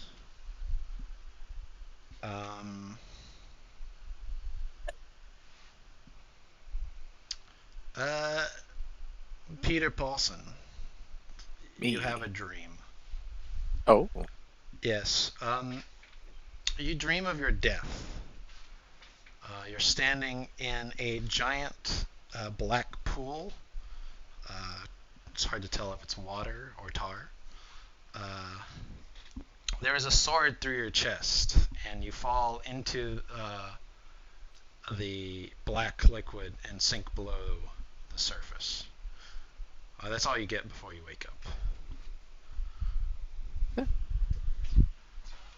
You don't recognize the sword through your chest. You've never seen it before. interesting. Is there anything distinct about it? So in the dream, you only like see yourself from behind, but in the dream-like manner, you know it's you. It is a strange, because it's World War II era.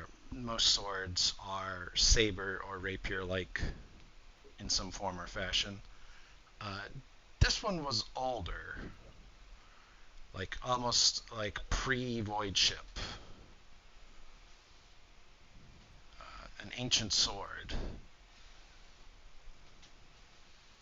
Bizarre. Anyways, that's all you can gather from like the wide blade sticking out your back.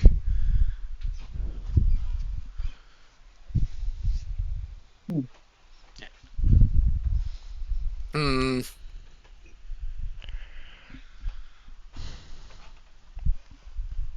Well, what an interesting day.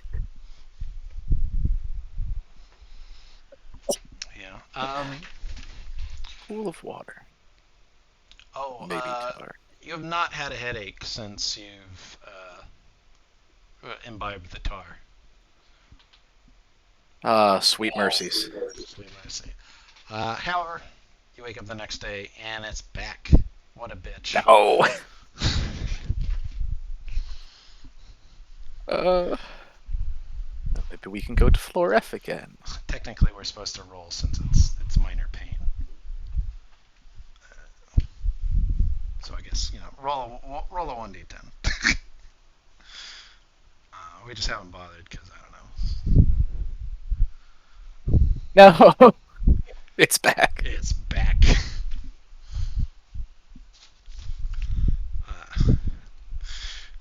You were given sweet mercy from the headache, but short as ours. You really need to steal an entire bucket. Nothing could go wrong with an entire bucket. But yeah, y'all head up. the breakfast, Indy, you once again see the Hiver. He looks over everyone quickly, and you see him enter the tower, and like at a quick walk, like he needs to get to the other side quickly. What's on the other side of the tower? I forget. So they have the two blocks separated Mm-hmm. to manage the prison population a little better. So you're in C, the other side's B. Okay. But, You're not sure how they have everyone separated, like if there was like any rhyme or reason, or if they just chose randomly. But yeah. Hmm. Thankfully, it means you don't have to deal with the German gang. Uh, But yeah, y'all go upstairs. Same as before, people in line getting food. breakfast. The breakfast is 1 credit, big bowl of porridge. 2 credits, bacon and eggs with your porridge. 3 credits get you a glass of milk, like a big heaping pint of milk. Oh, There's really nothing for 4, and then 5 is instead of the porridge, they give you a steak.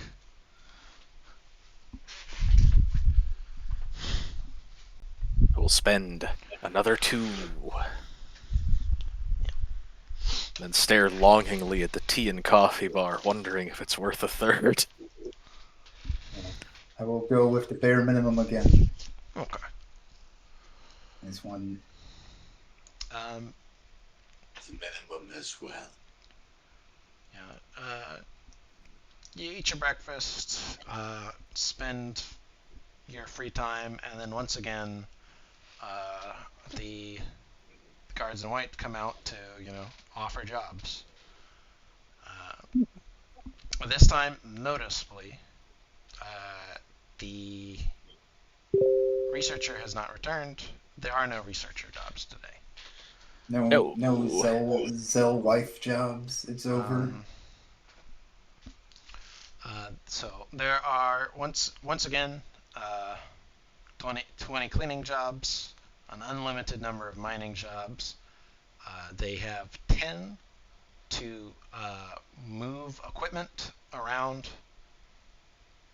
various parts of the tower. It would be and for 3 credits.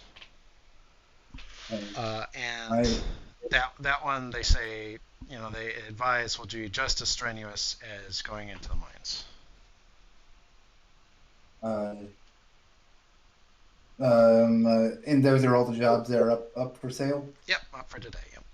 All right, I want to move equipment around the tower because they let you see more stuff. I guess I haven't seen the mines yet, so could be stuff down there. But I'll hit the mines. You'll hit the mines. Okay. Me too. Okay. 2 for the mines. Oh gosh. I don't want to have to work hard. there's the cleaning crew if you can try to get on that. But it's 2 tickies. Tragic. My good friend Kentaro will surely let me slack off. We'll see how good at this job my character actually is, because he's not a laborer. He's just physically built. Yes. Okay. Digging is the sort of thing I excel at. So we split the party 2 and 2. I will do a bit of mining first, and then we'll go to the other group. So you fall in with the miners. Your cousin, twice removed, on your mother's side, waves at you, Finley. And if you push the subject, he'll accept Meek along with the Caledonian crew. Do you do so, or do y'all want to make your own way? I'll ask Meek. You want me to try to get you into this crew, or you want to go by Sure. yourself? Uh, whichever you think is best. Yeah, I mean, Uh, y'all two could form your own, but like hundreds of people are on this big freight elevator that's I headed down. I don't want to push my luck with the Caledonians, so I'll let Meek do his own thing. Okay. No, that's fine. So y'all head down, down to the bottom, and y'all emerge in a small bit that's still iron around the elevator, but the rest of it is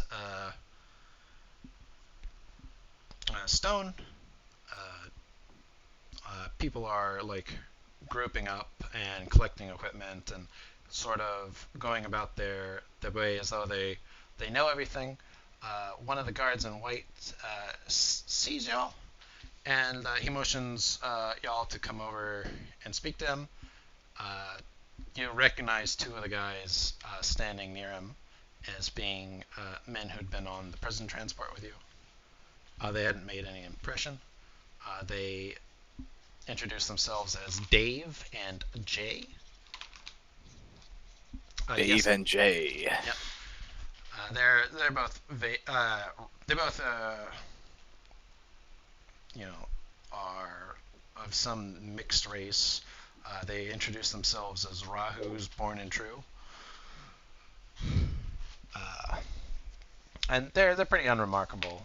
Brown hair, brown eyes, just some dudes. They explained that yesterday they managed to get onto the cleaning crew just by luck. They've been too afraid to go into the mines. Anyways, the guard in white says he is one of the foremen down here in the mining level, and that these two had been explaining that they were new, and they pointed out that they thought you were new too, and so he wanted to explain some stuff to you. And he goes over some that you need all the equipment you need. One is here's a hard hat.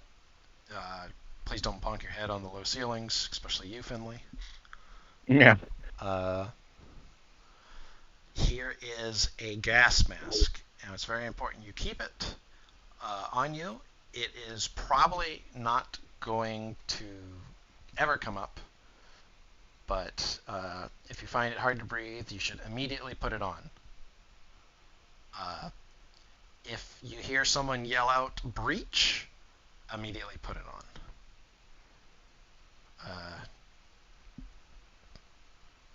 And then he hands you some like pickaxes. He says there's some power equipment if you find a particularly big load.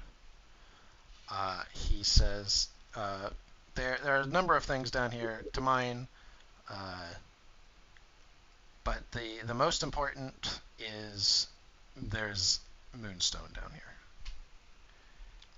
Oh, Yep. A full cart of moonstone actually, he says, earns you 10 credits.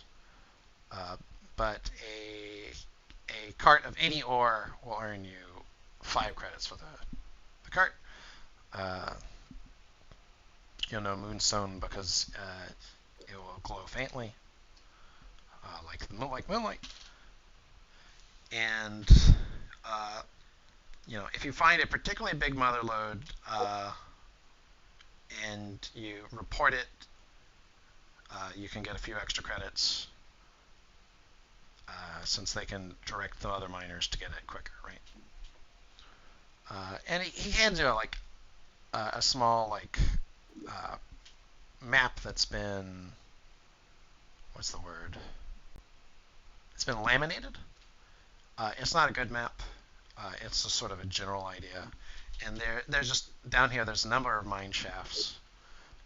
You're currently at the top one. It goes A, B, C, D, etc., and so forth. And there's various branches off them. This map doesn't really show them. It's most important to remember what floor you're on. And there's, points out some man lifts, which are for getting you down, and then there's some other lifts for getting ore up. And he says, now here's the most important thing. And he tells you a word, and he says, and like when you hear the word, it's nonsense, but you can feel like it echoing in your brain afterwards. And he's like, repeat it after him, and he wants you to remember it. Do you do so? I do so. It's like, as you speak it, like you feel your throat vibrate afterwards, like humming. And he says, if you meet a miner that you do not know, you must say the word to him, and if he does not say the word back, he is to be reported. It's like, this is very important. Do you understand? I get it. Okay. And he looks at you, Tullius. Do you get it? Yes. Okay. Can only men say the word? He's like, he doesn't quite answer your question, and he says only people who are supposed to be here can say the word. Is the answer he gives you? I understand. Anyways, he hands you some pickaxes. You get your little gas masks, and he sends you off into the mines. And y'all blunder about for quite a while as we pan to the other crew.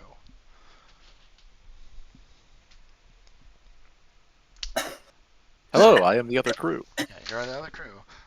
So Kentaro and Peter Paulson, y'all are on the move equipment around the tower, around the Spire group.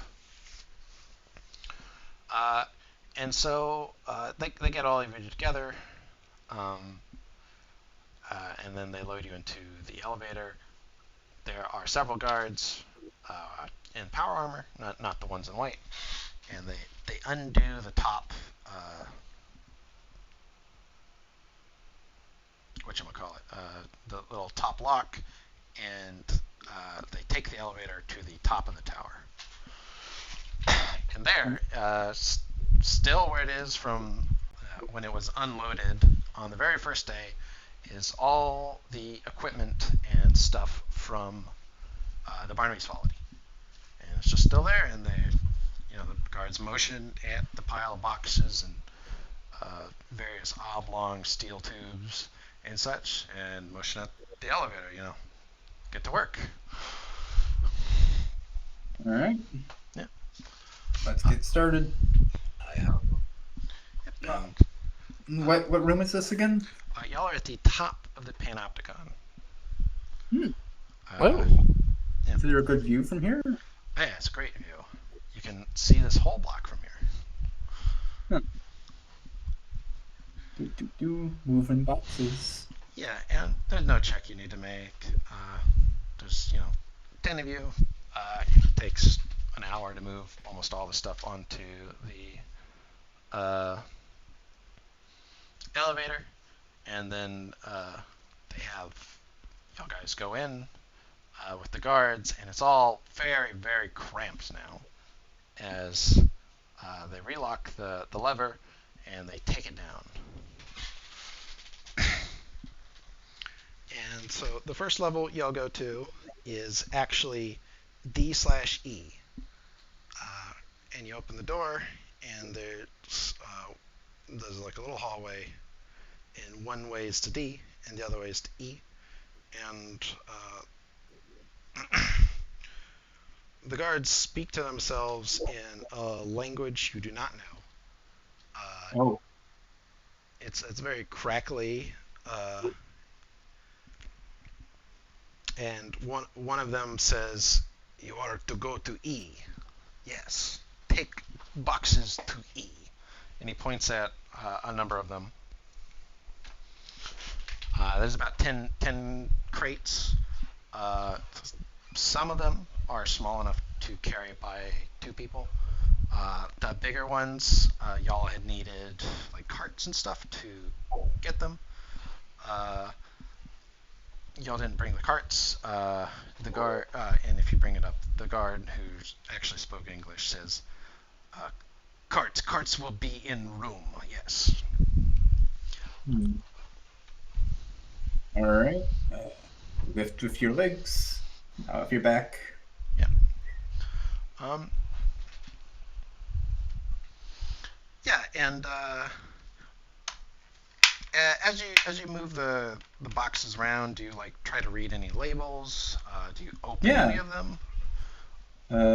What do the labels say? Uh,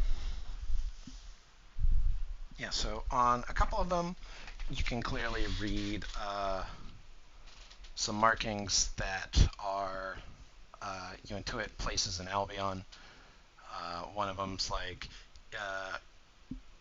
MCR comma AL for Albion.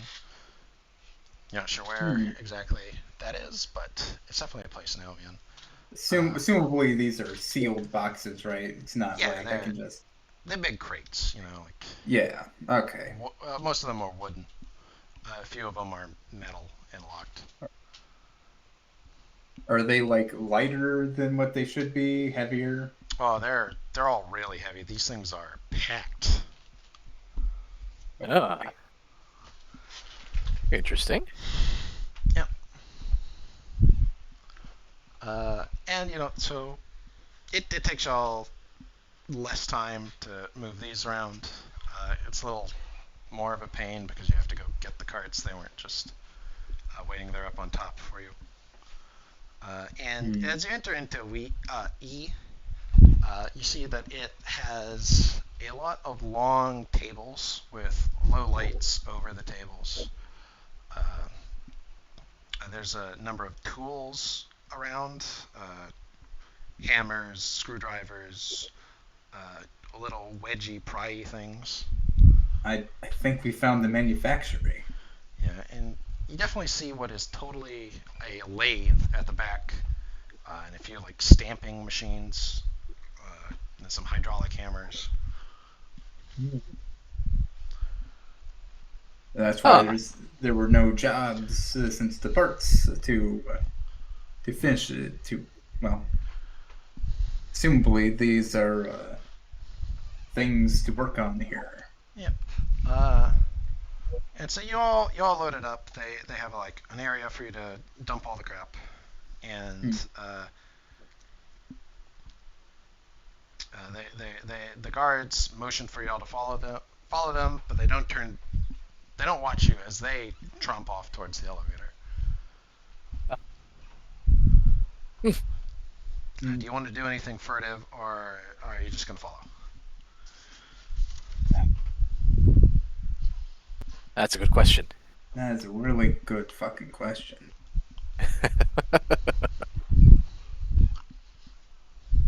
Oh, it's not like we can carry off with an entire machine or a crate, but there's D right there. yeah. What is within arm's reach exactly, Pat? So you're still by the crates. The guards are already out of the room. Some of the prisoners are still in the room. Not that none of them are paying attention to you. But there is near the crate thing. There's a crowbar. There are a couple of hammers you presume to be used with the crowbar for opening boxes. There is a screwdriver. And yeah. I will look at Kentaro and then look at the tools. Is there any way to conceal things on my person with this clothing? I mean, you can put it in your clothes and, I don't know, clench your thighs together? I don't know. I was trying to think.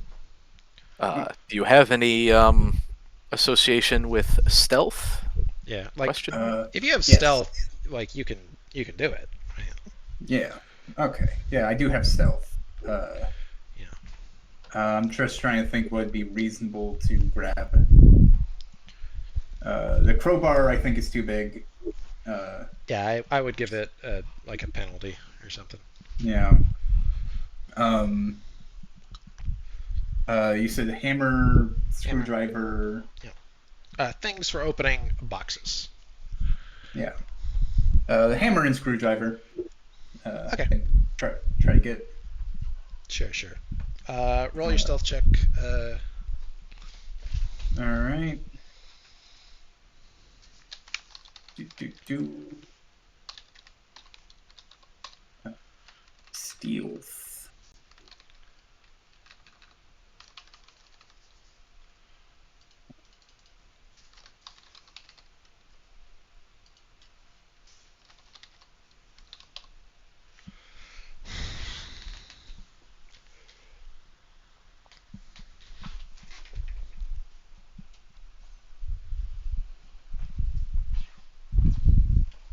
Do.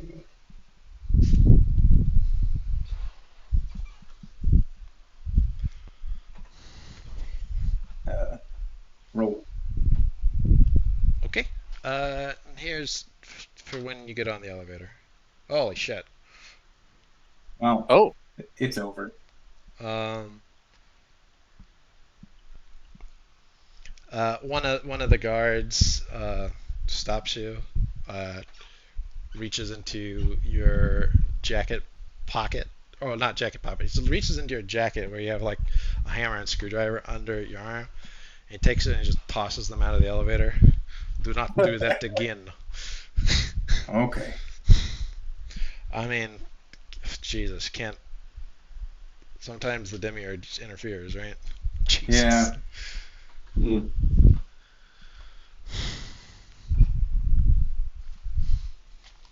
But yeah, he otherwise doesn't make a big deal of it. Okay. Uh, Similarly, this happens every time. yeah, I mean, he's like, I wasn't watching. My bad. that's my fault. So you get back in the elevator, and this time it is pulled all the way down to the unmarked floor. Uh, this is the elevator the miners went in is one of the bigger freight elevators. Mm-hmm. Since they expect to have like 400 people on it at any given Yeah. time. And so that one has a marked one on it called Mine as Yeah. its lowest one. Y'all don't But- know this, but when you compare notes later. And so on yours it's unmarked, and they take it all the way down, and you emerge into some sort of warehouse. You can hear some like loud noise off in the distance where like the warehouse ends and it goes into like hallways. It almost sounds like an engine of some sort. The guards direct you to take all of the stuff off the elevator. One of them goes and grabs y'all some carts, and then they'll show you where to put all the stuff.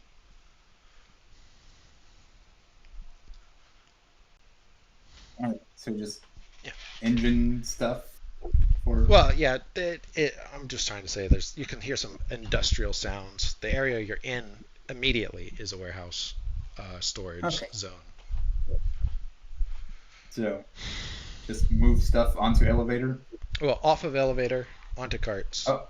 and Oh. Okay. All right. Start doing so. yeah, and they get you all your stuff, and they take you to part, to unload it. And then as soon as you're done with that, they start pointing out other stuff you need to load on these carts, and they'll show you where to take those.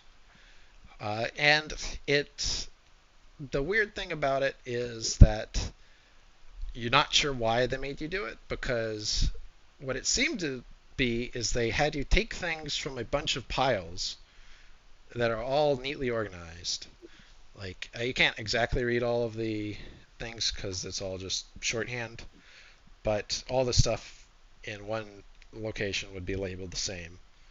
And so you take a few barrels of this, a few crates of that, and then they had you go put those all in a disorganized pile in a smaller room.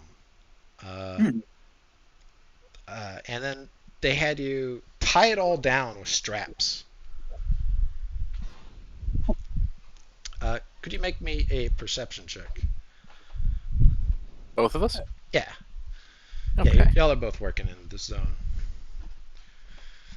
Straight perception, or should we add our? Oh, yeah, it's awareness. Sorry. Yeah.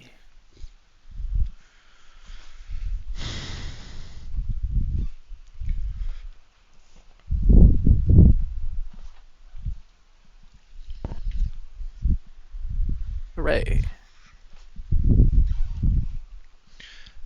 Yeah. So, like I said, this is another part of the warehouse that seems to just be a big shed almost, and they have you pile all the stuff up, strap it all down, and one of the important things is that it goes from the floor to the roof and touches it.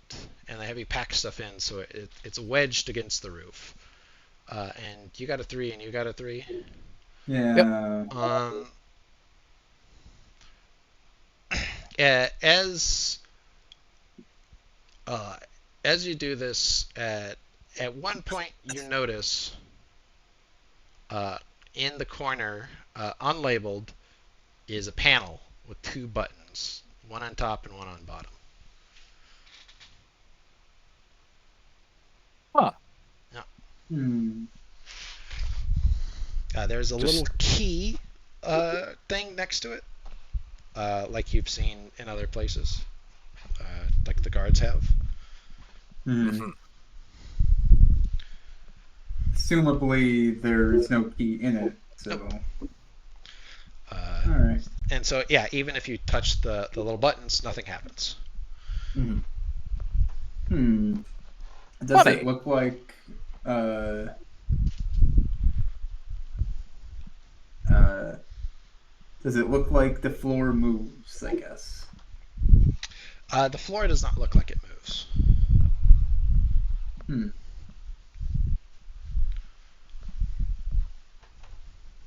And the ceiling doesn't look like it moves. Nope. Hmm. Curious. Uh, yeah. After that, there's nothing really interesting. They have you like move cleaning supplies up to like various closets, replace certain uh, other supplies here and there, uh, and you have plenty of time to talk to the other inmates, and will if you want to, Yeah. and we'll go over that later because we're gonna jump to the other crew. Hmm. Okay. So Finlay, Meek, you, Dave, and Jay have been hard at work mining. By God, does it suck. There's very little light. Your helmets have a little headlamp, but it doesn't intrude much. Occasionally, you've met other miners, and all of them have immediately said the word to you. I assume you answer back. Oh no, they're both gone. No, I'll answer back. They nod their heads to you, and only after you've answered do they, talk. Oh, how's it going? Have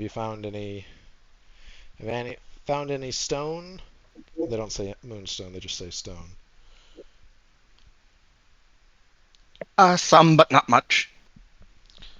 That's the way of it in this godforsaken place. Uh, Question: would you have stayed near the surface or gone for one of the deeper levels? Deeper. Deeper. Okay. Uh, it's a little like harder to breathe down in the deeper levels. I don't think they get much oxygen. You did see that they have like these big fans that they have lined up near the shafts, but you can only do so much. Uh, Early on in your mining tour, you met some people on the top level, and they had uh, you know, once again cautioned you about a breach, and you probably thought to ask what they meant, and they were like, "Oh, we mean if a whale comes after the stone." Whale? A whale. I was like, don't you know? Like, we're under the void, where the whales and the krakens live. And the whales are attracted to the stone? Ah, they eat it. That's how they fire their laser. Laser will cut right through the top of the roof, and then the void will leak in. It's really awful. One of the guys you meet is like an older fellow, like in his 50s, and he says he's seen it happen before. And like 2 men died because they forgot their masks that day because they never needed them. So be careful.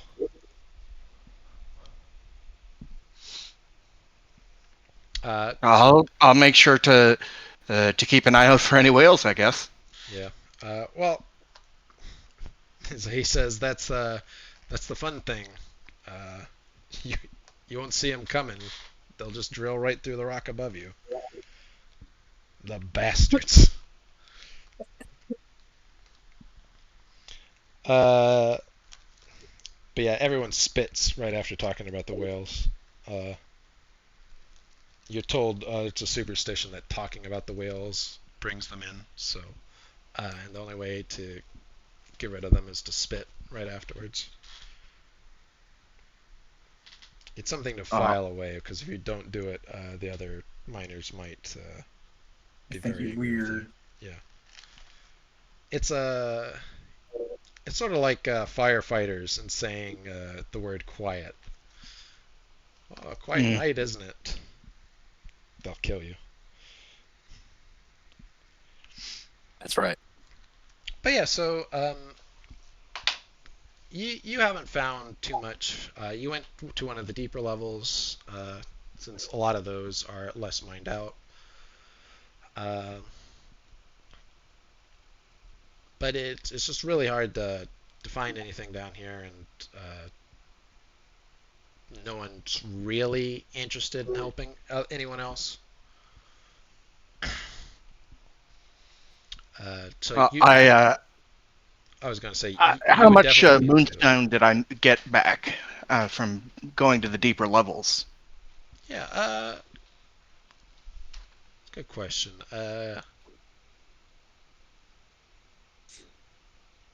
Let's let's roll like a perception check, but no,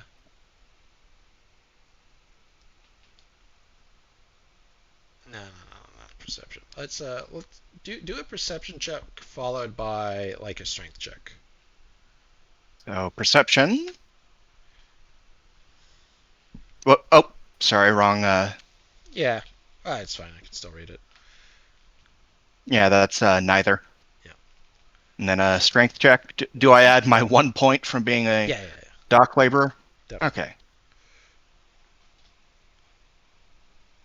Yeah. So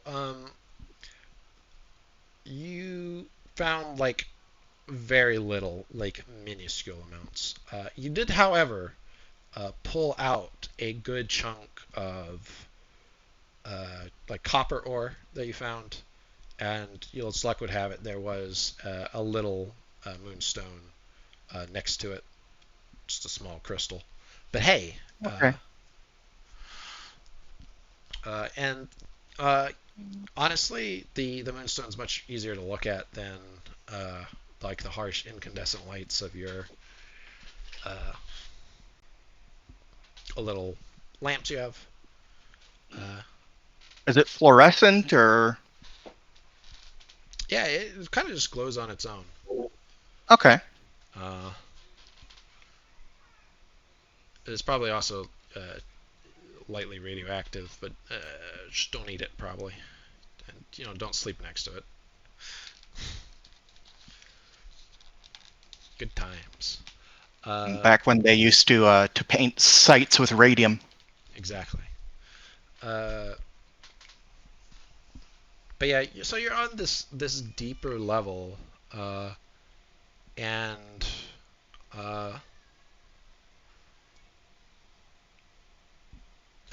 like and you have been working all day. Dave and Jay aren't much use. You can see why they want to do cleaning. They are awful. Meek is, he putting his digging graves skills to digging for ore pretty well. And it's coming to the end of the day when you see like a lone miner with a pickaxe walking towards you. I found some moonstone, did you? Is the first thing he says. I just a wee bit. And he gets closer. He's like, yeah. Honestly, me and my friend, we found a whole load back there. There's only a few hours left, and it's just the two of us. With the four of you, maybe we could fill a cart. I, one of you would be, out of credit, but hey, it's better than nothing. I'm not sure I believe him. Let's see here. I'll go with him. I'll help you with that, lad. Jimmy, are you here? Yep, Okay. I'm here. Okay, I'm just making sure. You heard what the guy said? Hmm? Jimmy, you want to roll shivers? Yeah, let me do it. Let's see.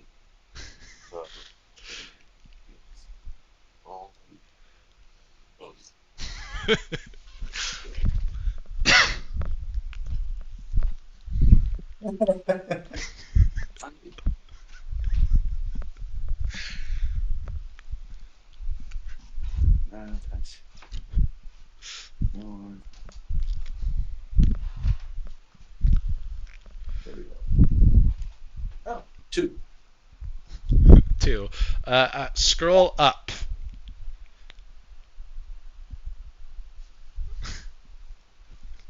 Read what Indy wrote. The hairs on the back of your neck stand up. Oh. You forgot to do something. Oh shit. Do you remember what you were supposed to do? No. There was a word, a master word, if you will. Oh, master word. That's right. I'll say the master word.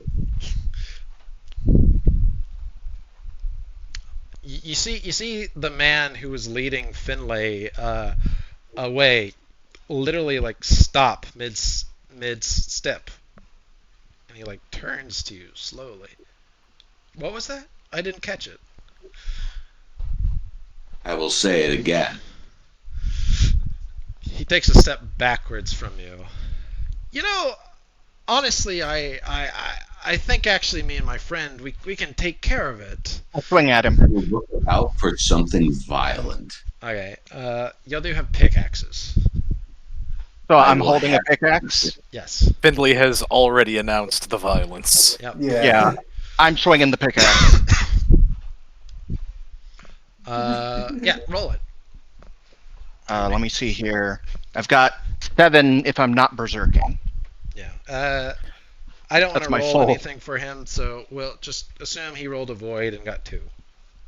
Okay. So, uh, just T7 for a Yep. swing, D7. Yep, you hit and him. I've got a strength damage bonus of 3, so that's like 7 total. Yeah. Like I said, Then pickaxe would have piercing yeah, bonus. pickaxe. We'll say I was 2. But like I said, we're just gonna go with he did a dodge with like a 2 because I just didn't want to roll it. Okay, so 2 success. You said 3 damage. Yeah. Yeah. So Uh, 5 plus 2 for pickaxe, 7. Yeah. Your pickaxe sinks into the flesh of this human thing, and you've hit people before. You know what that feels like. This feels wrong. It's like hitting clay with a hammer. It molds around the end of your pickaxe. Whatever you've hit screams in a like shriek voice and recoils, losing its man shape. Is some blob of goo that races down the tunnel away from you. And what about the second guy? Oh, well, so the second guy was who he was leading you to, right? Right. Okay, so there was one. Okay, right. Yeah. Yeah, you look at the end of your pickaxe and you see green ichor coating it. I'm going to toss away the pickaxe and start looking for like some sort of fire or something because I remember what happened when we Yeah. were admitted. Yeah. The thing does not return, but you're suitably spooked out. Jeez, say Louise. keep your weapon just in case. Yeah. I know that it's got green ichor on it. I'm going to look for a different pickaxe. I'm not fucking with that. But yeah, the rest of your shift is very tense. You fill up your whole cart with not too valuable ore. Operant business. I appreciate getting to be the Shivers voice. Yeah, be the well, I mean, Shivers text. neither of them noticed it, so I was like, "Hey, roll." I was I'm I guess both Nave and I are running characters that are like hyper aware of this shit, but we went on the easy job. You went on the easy job. Yeah. Yeah, we're just moving boxes. There's nothing spooky going on. And I've got two intelligence and 2 perception, so. Oh, For Shivers. Otherwise, Finley would have had to beat that thing to death exactly as he did, but without me there to witness it. Yeah. So I might have had to go into a berserk rage. Yeah. So yeah, you fill up the cart. You've left your other pickaxe.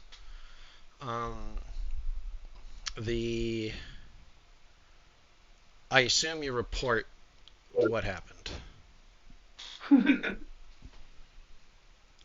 But tell me if you don't. I'm absolutely going to report what happened. Okay. They have And you marked. and I'm going to explicitly mention how Meek saved my life. Yeah. Yay. They tried you on not immediately saying the word. That's why they told you. Dave and Jay were no use. You're pretty sure they forgot the word. Dummies. so this is literally like the mystical master word, right? Yeah, it's out of character. It's literally the mystical master word. But Okay. to you, it's just it's Alakazam, right? Meaningless. Yeah. Uh, It's just a word. How powerful could it be? Right. So they, they take your cart. You get your 3 credits. Then there's the 5 to divvy up for your full cart. But they dock you the 1 for the pickaxe you abandoned. Mm. That's why I was telling you to take it. Yeah. But hey, saves you the trouble of having to divide 5 by 4. So. And yeah, that's the end of your shift. Okay. The other group, did you want to talk to any of the other people? Oh, like any of the people we're working with? Yeah. Huh. I guess, ask them where they're from. You know, Are any of them obviously cherries? no. Okay. Good. Uh, The people that went into the mines know that the cherries run all 20 men and have staked out parts of the mine and always bring in 2 carts, oh. like a moonstone. Okay, so they They got a what's racket the, going on down there. yeah, okay, so they have the good zones, and so they have 20 men. The Moonstone cards are 10, so that's an extra credit per person. Yeah. And like they bring in other stuff, but no one really keeps track of that since that's not the moneymaker. Yeah, but okay, so they're getting the cream for a lot less work than what other guys are putting in. Yeah. Uh, Yeah. okay, so Yeah, and probably when you talked about the dangerous thing the other day, you did learn that people die in the mines all the time, and it's not too heavily investigated because there's weird shit down there, man. Yikes. um, oh, was your question for their group or for uh, Forget the question. box team? Uh, I don't. I was just saying. I was just mentioning it. I think. But yeah, so you talk to guys asking them, where they're from, etc. And Yeah, do you want to know if there was any cherries? Okay. yeah. How do Essentially, people feel about the cherries? Um, so generally, they are not well liked, but there is also just a lot of like hate to go around in the prison.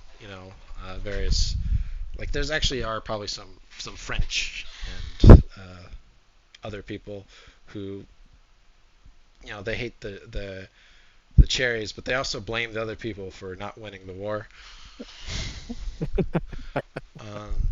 And Of course. the Italians, well, they were on the wrong side of things. So if things have to go throw down, they know who will still take them in, right? Yeah. I guess asking like does like talking to the cherries like get people upset? Like Uh, say someone had a legitimate question to ask them. um,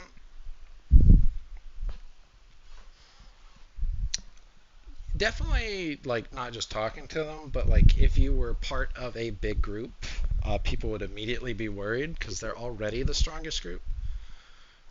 So if anyone joined forces with them, It would be yeah, yeah, over with yeah, a coalition like yeah. that. So yeah, there's like a steady state where they have a lot of power, but not enough to force other people to go against them. And people are also worried that they'll be joined up with. So it's a real powder keg in here, boys. Yeah. And the Caledonians think only Scotsmen are true Scotsmen.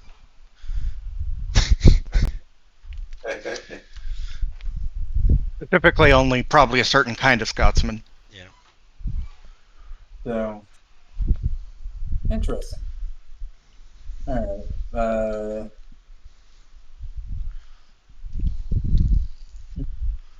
So like trying to think if I have any other like general questions. Like,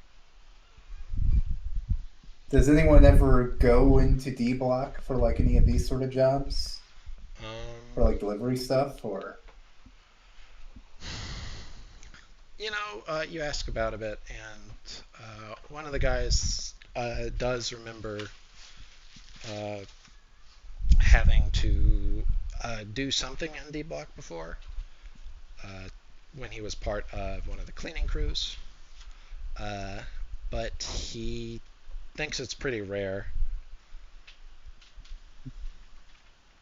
Interesting. Notably, he had to go into their showers and replace all the faucets because someone bent all of them. Oh, but that was while no one was there, right? Yeah. Okay. Yeah. Well, that answers my question. I like Zach's comment. If only I had the safety inspector. He would have pulled out He his would have notebook figured. and he was like, "Yeah, okay, masterword, got it." Yeah. Yep. Uh,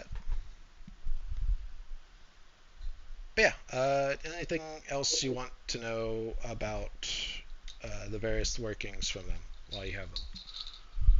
Um, like, do any other like jobs open up, or like jobs that are like, I guess, limited to people that are shouldn't be reliable? Um, they do say that honestly, you should try not to be too reliable. No. Um, Not be too what? don't be too reliable. Huh. What happens then? And he's like,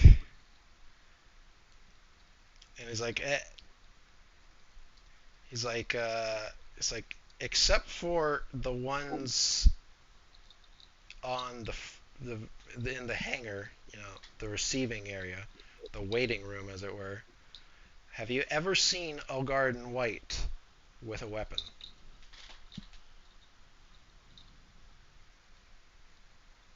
Mm. And you think to yourself, the answer is no. And the guards in white are they the ones that have been like? They do a lot of stuff. Like they're the ones who open your doors, run a lot of the commissariat stuff. The one downstairs who told them the master word was a foreman. Yeah. Uh, Oh, So they're inmates as well. so the staff are also prisoners to a so certain point. he's like, well, it depends on if you consider the ones with guns to be staff or not. He's like, I think they're free to leave. Shrugs. Probably. I I don't know who would stop them. Probably. It's like he, he's never seen the warden leave, but presumably the warden can leave. Interesting. Um, yeah.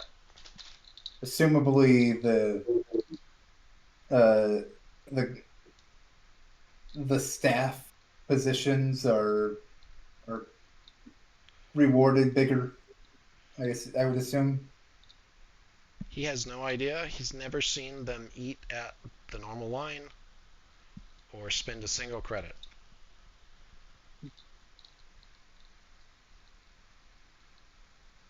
Interesting. Yeah. Thank you for the info. Can we see their faces when they're in their armor? The armored ones, no. Are the guards in white in armor? No, the guards in white are they're wearing It's a very similar outfit to yours, but it's just all white.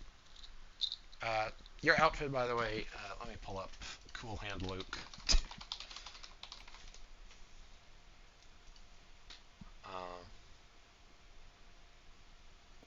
Yeah, it's just, oh my god, if they could not zoom all the way in on his face.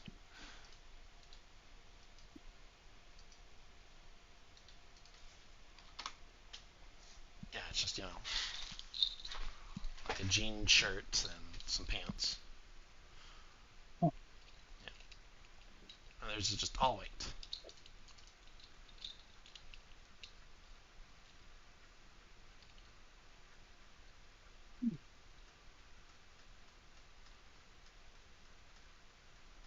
So, okay. Yeah. Well, at least that clears up a little bit of the dynamics of what's going on then. But yeah, he doesn't know if they get paid real money or what. It's real weird. And he's like, but you didn't hear that from me. Got it? I didn't hear that. But yeah, you get some other rumors that seem less trustworthy, like that there's a pet kraken on the lowest level. Ooh. That the warden can shoot lightning from his fingertips. They seem to burn some guy to a crisp.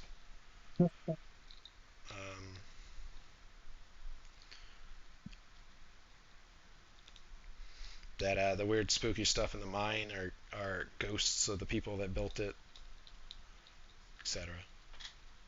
But yeah, and you end your day pretty tired from moving boxes and cleaning equipment and going up and down the spire.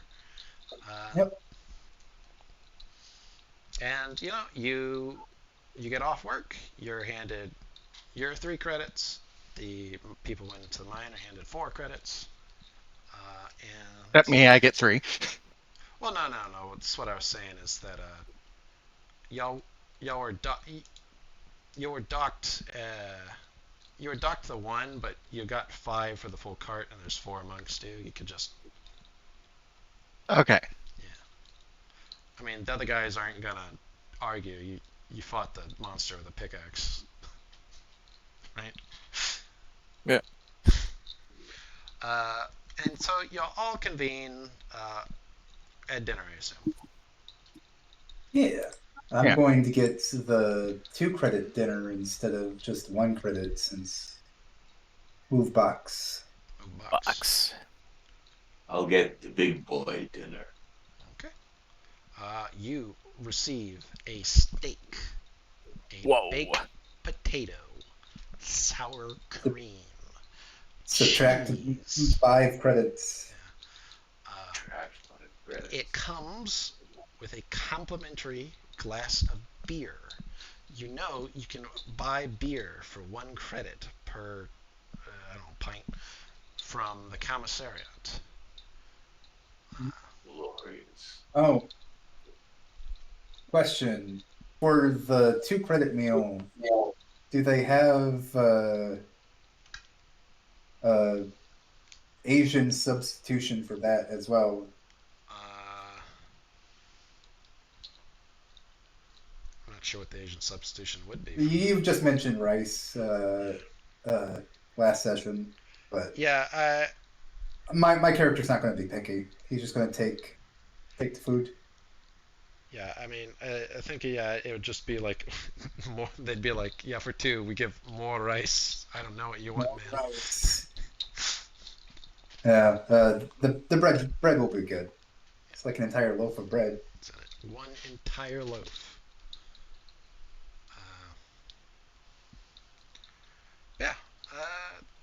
And I assume you'll swap stories about what happened. Yeah. We moved some boxes. We found out what's on the E level. That's where the manufacturing center is. And we went to the bottom of the elevator. There's a warehouse. So was it obvious it was the mine area? It wasn't like a warehouse. So It wasn't obvious that your area and the mine area were connected. Interesting. I don't know. Went down to a big warehouse of some sort. And there's a strange room where you stack stuff to the ceiling. It was weird. It was just mostly moving stuff, refilling janitor carts. Found out the guys in white. 1 second, have a coughing fit. That'll come on.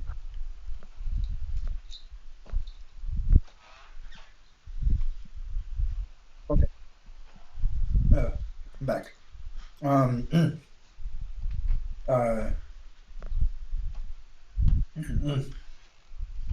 The guys in white are also inmates. So, all the guards, foremen, cafeteria workers, they're also prisoners. None of the guards in white have weapons.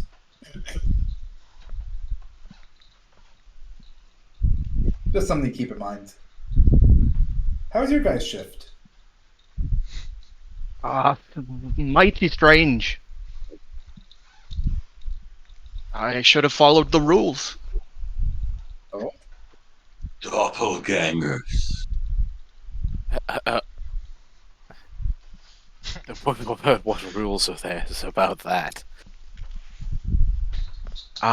There's a code phrase, and you got to ask them it. If you don't, they're not to be trusted.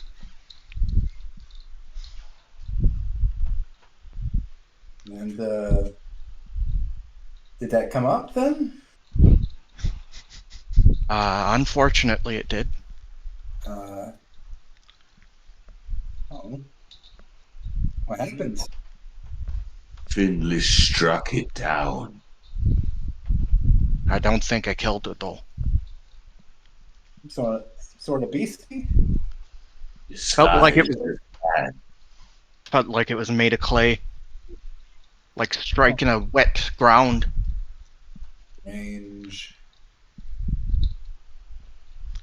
Strange. Well, I guess we will.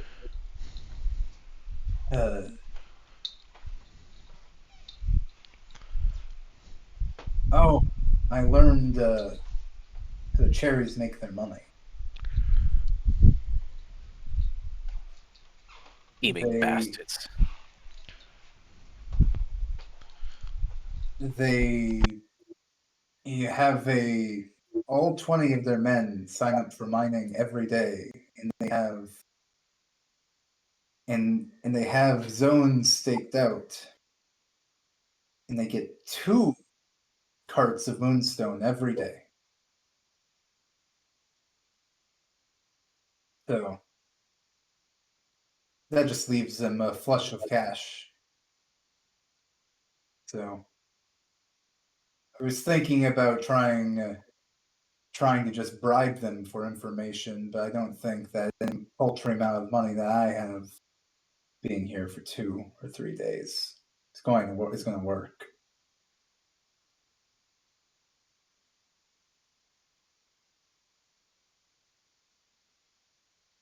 Maybe if the information's not that valuable to them, but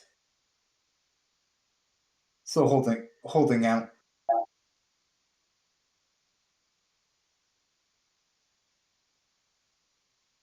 Did you find anything else out about the mines? Folks say that there's whales attracted to the moonstone down there, and they need it, but I'm not sure I believe it. Sailor superstitions. They Seems have like their place. I'm not inclined to disbelieve them. What was this? What was this phrase again that you're supposed to use down there? I'll try to recall it. Can I recall it? You can recall it just from how harrowing the day was. You've probably been repeating it to yourself, you know. Mm-hmm.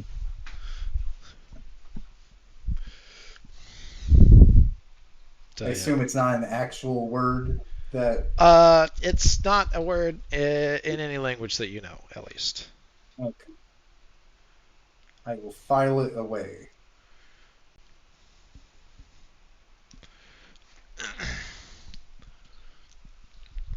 The yeah. Uh, Otherwise, your dinner, nothing happens unless you make it happen. So, is there anything I wanted to do? Oh. Well, I haven't quite decided on the best way to approach the cherries myself yet. Yeah. But perhaps we can seek allies. Yeah. Unfortunately, there's not many. I don't think I will be able to get anything based on any of the uh, gangs of origin based on my origin. Yeah, I think between this week and next, I'm just gonna write out every fucking prisoner. Oh boy. Oh, Like, I don't have to name all 20 cherries, but I do have to be like name a couple and then add like 17 others. oh man. Stirmbunführer. Yeah, Hmm. just so I can keep all the information correct, right? I think that it might be more relevant to become a little more relevant if we want to approach the cherries at all. Trying to think of how would it be the way I go about that.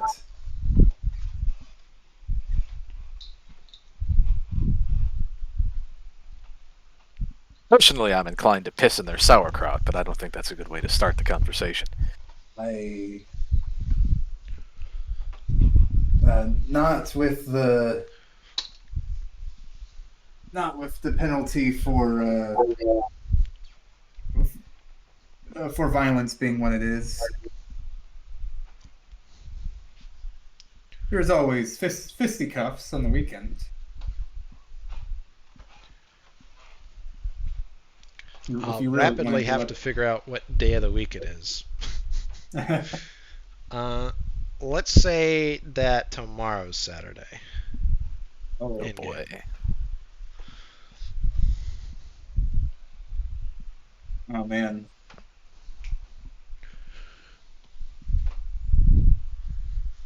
But yeah. By the way, my character is not good at fisticuffs.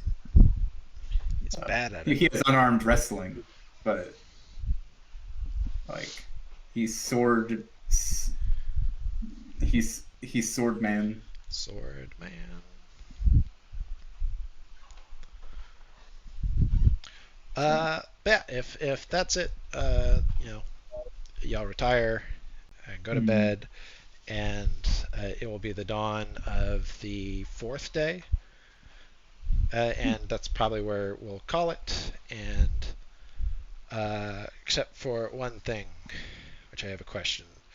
And so, as you're trying to go to sleep, Peter Paulson, uh, Me. the tar wore off long ago, so the voices that constantly hammer inside your head are back, and you've had dealt with the headache they give. Um, but as you're trying to sleep, uh, you do hear one of the voices that's different. You remember it. It's her voice. Oh, Do you listen? yes. Okay, roll it. Time to find out if I have a night of screaming agony or not. Yay! It's also time to roll in game. Okay. Squeaked it by. You squeaked it by.